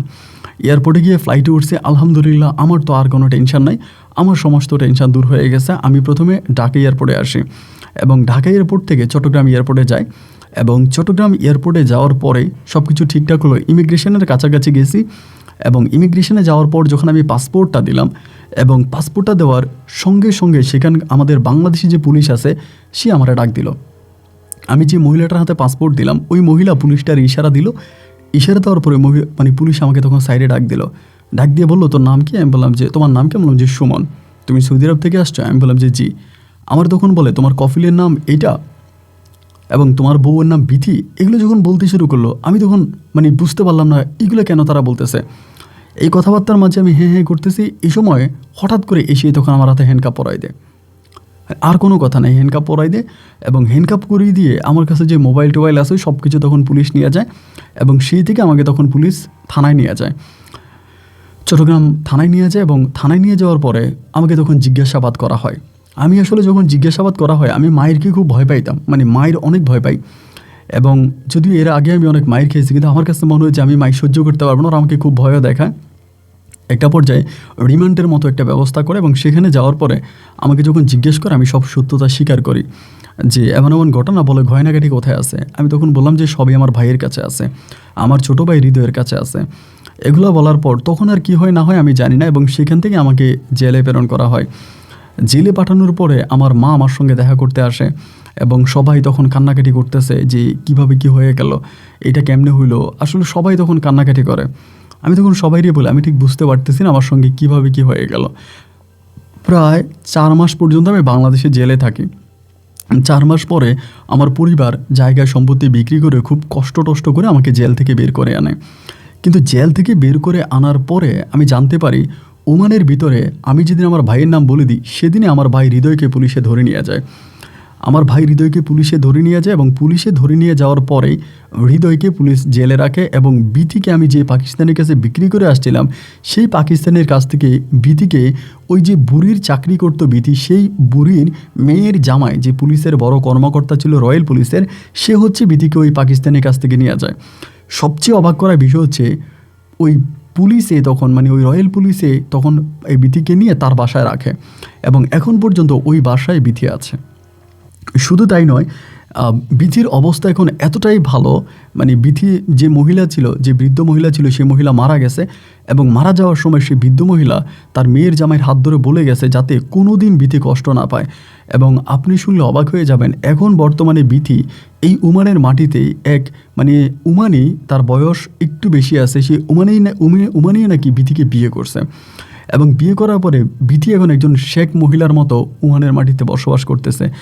তো সে অনেক সুখে আছে, এতে আমার কোনো দুঃখ নাই। কিন্তু ভাই আমি যেটা বলতে চাই, আমি তো অপরাধ করেছি, আমি যে অপরাধ করেছি তার তো কোনো ক্ষমা হয় না, ক্ষমার অযোগ্য অপরাধ আমি করেছি। আমার বিথির সঙ্গে আমি কথা বলেছিলাম, কথা বলে ওকে বললাম যে আজ বহু বছর যাবৎ আমার ভাই হৃদয় জেলে পড়ে আছে।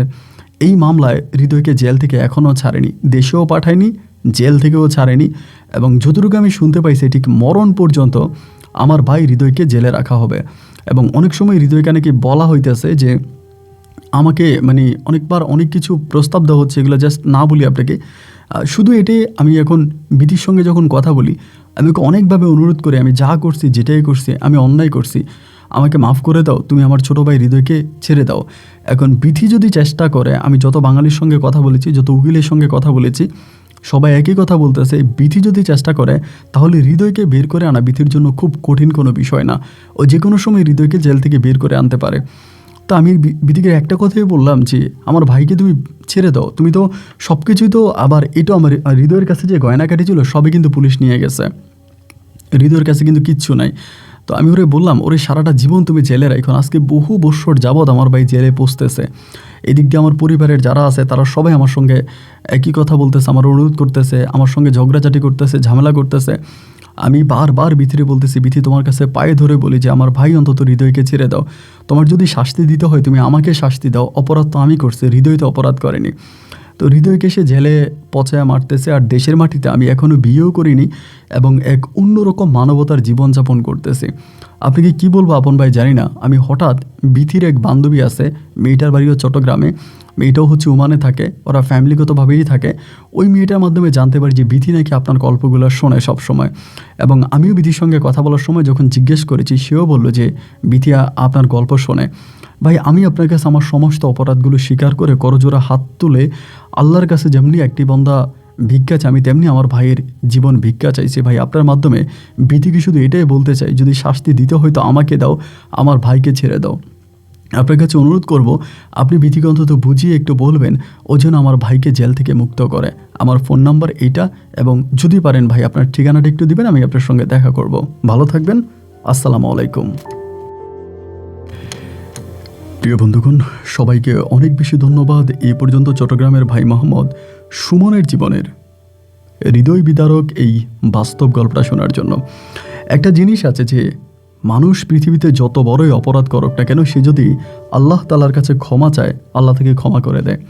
তাহলে আপনাদের কাছে আমার প্রশ্ন হচ্ছে, সুমন ভাই তো অনেক বড় অপরাধ করেছে, এর আর কোনো ক্ষমার অযোগ্য অপরাধ, তো সেই ক্ষমার অযোগ্য অপরাধ সে করেছে, সে বিথির কাছে ক্ষমা চাচ্ছে। আপনাদের কি মনে হয়, বিথি কি সুমনকে ক্ষমা করে দেওয়া উচিত? বিথি কি সুমনের ছোট ভাই হৃদয়কে ক্ষমা করে দেওয়া উচিত? সুমন ভাই বলতেছে হৃদয়ের কোনো দোষ নাই, কিন্তু আমরা কি আসলে হৃদয়ে দোষ পেয়েছি? হ্যাঁ, এই গল্পের মাঝে সুমন ভাইয়ের যেমন দোষ আছে ঠিক তেমনি হৃদয়েরও দোষ আছে। সুমন ভাই যখন জেলে ছিল হৃদয়ের অবস্থা খুব ভালো ছিল, কিন্তু হৃদয় সুমন ভাইকে জেল থেকে বের করে আনেনি, এবং শেষ পর্যন্ত বিথিকে বিক্রি করার ওই পাকিস্তানি লোকটার ঠিকানাও কিন্তু তার ভাই হৃদয় দিয়েছিল।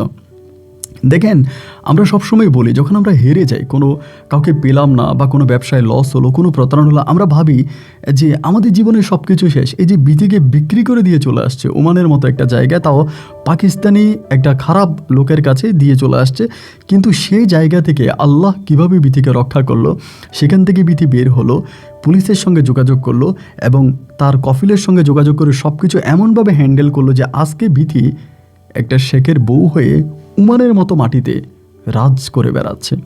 আর সুমন ভাই বাংলাদেশে এক মানবতার জীবনযাপন করছে, তার ভাই হৃদয় জেলে পচে মরতেছে।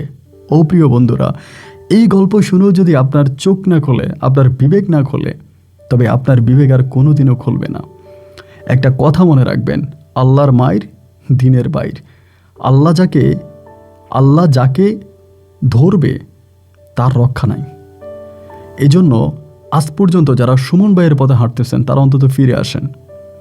প্রতারণা করে, ধোঁকা দিয়ে, চিটিং করে ক্ষণিকের জন্য অর্থ সম্পদের মালিক হয়ে যাও, দীর্ঘস্থায়ীর জন্য নয়। এজন্য গল্প শুনে সতর্ক হবেন এবং আপনাদের প্রিয় মানুষদের সঙ্গে গল্পটা শেয়ার করবেন। এই শুভকামনা আজকের মতো এখানে বিদায়। দেখা হবে নতুন দিন নতুন কোনো গল্পে। আল্লাহ হাফেজ এন্ড আসসালামু আলাইকুম।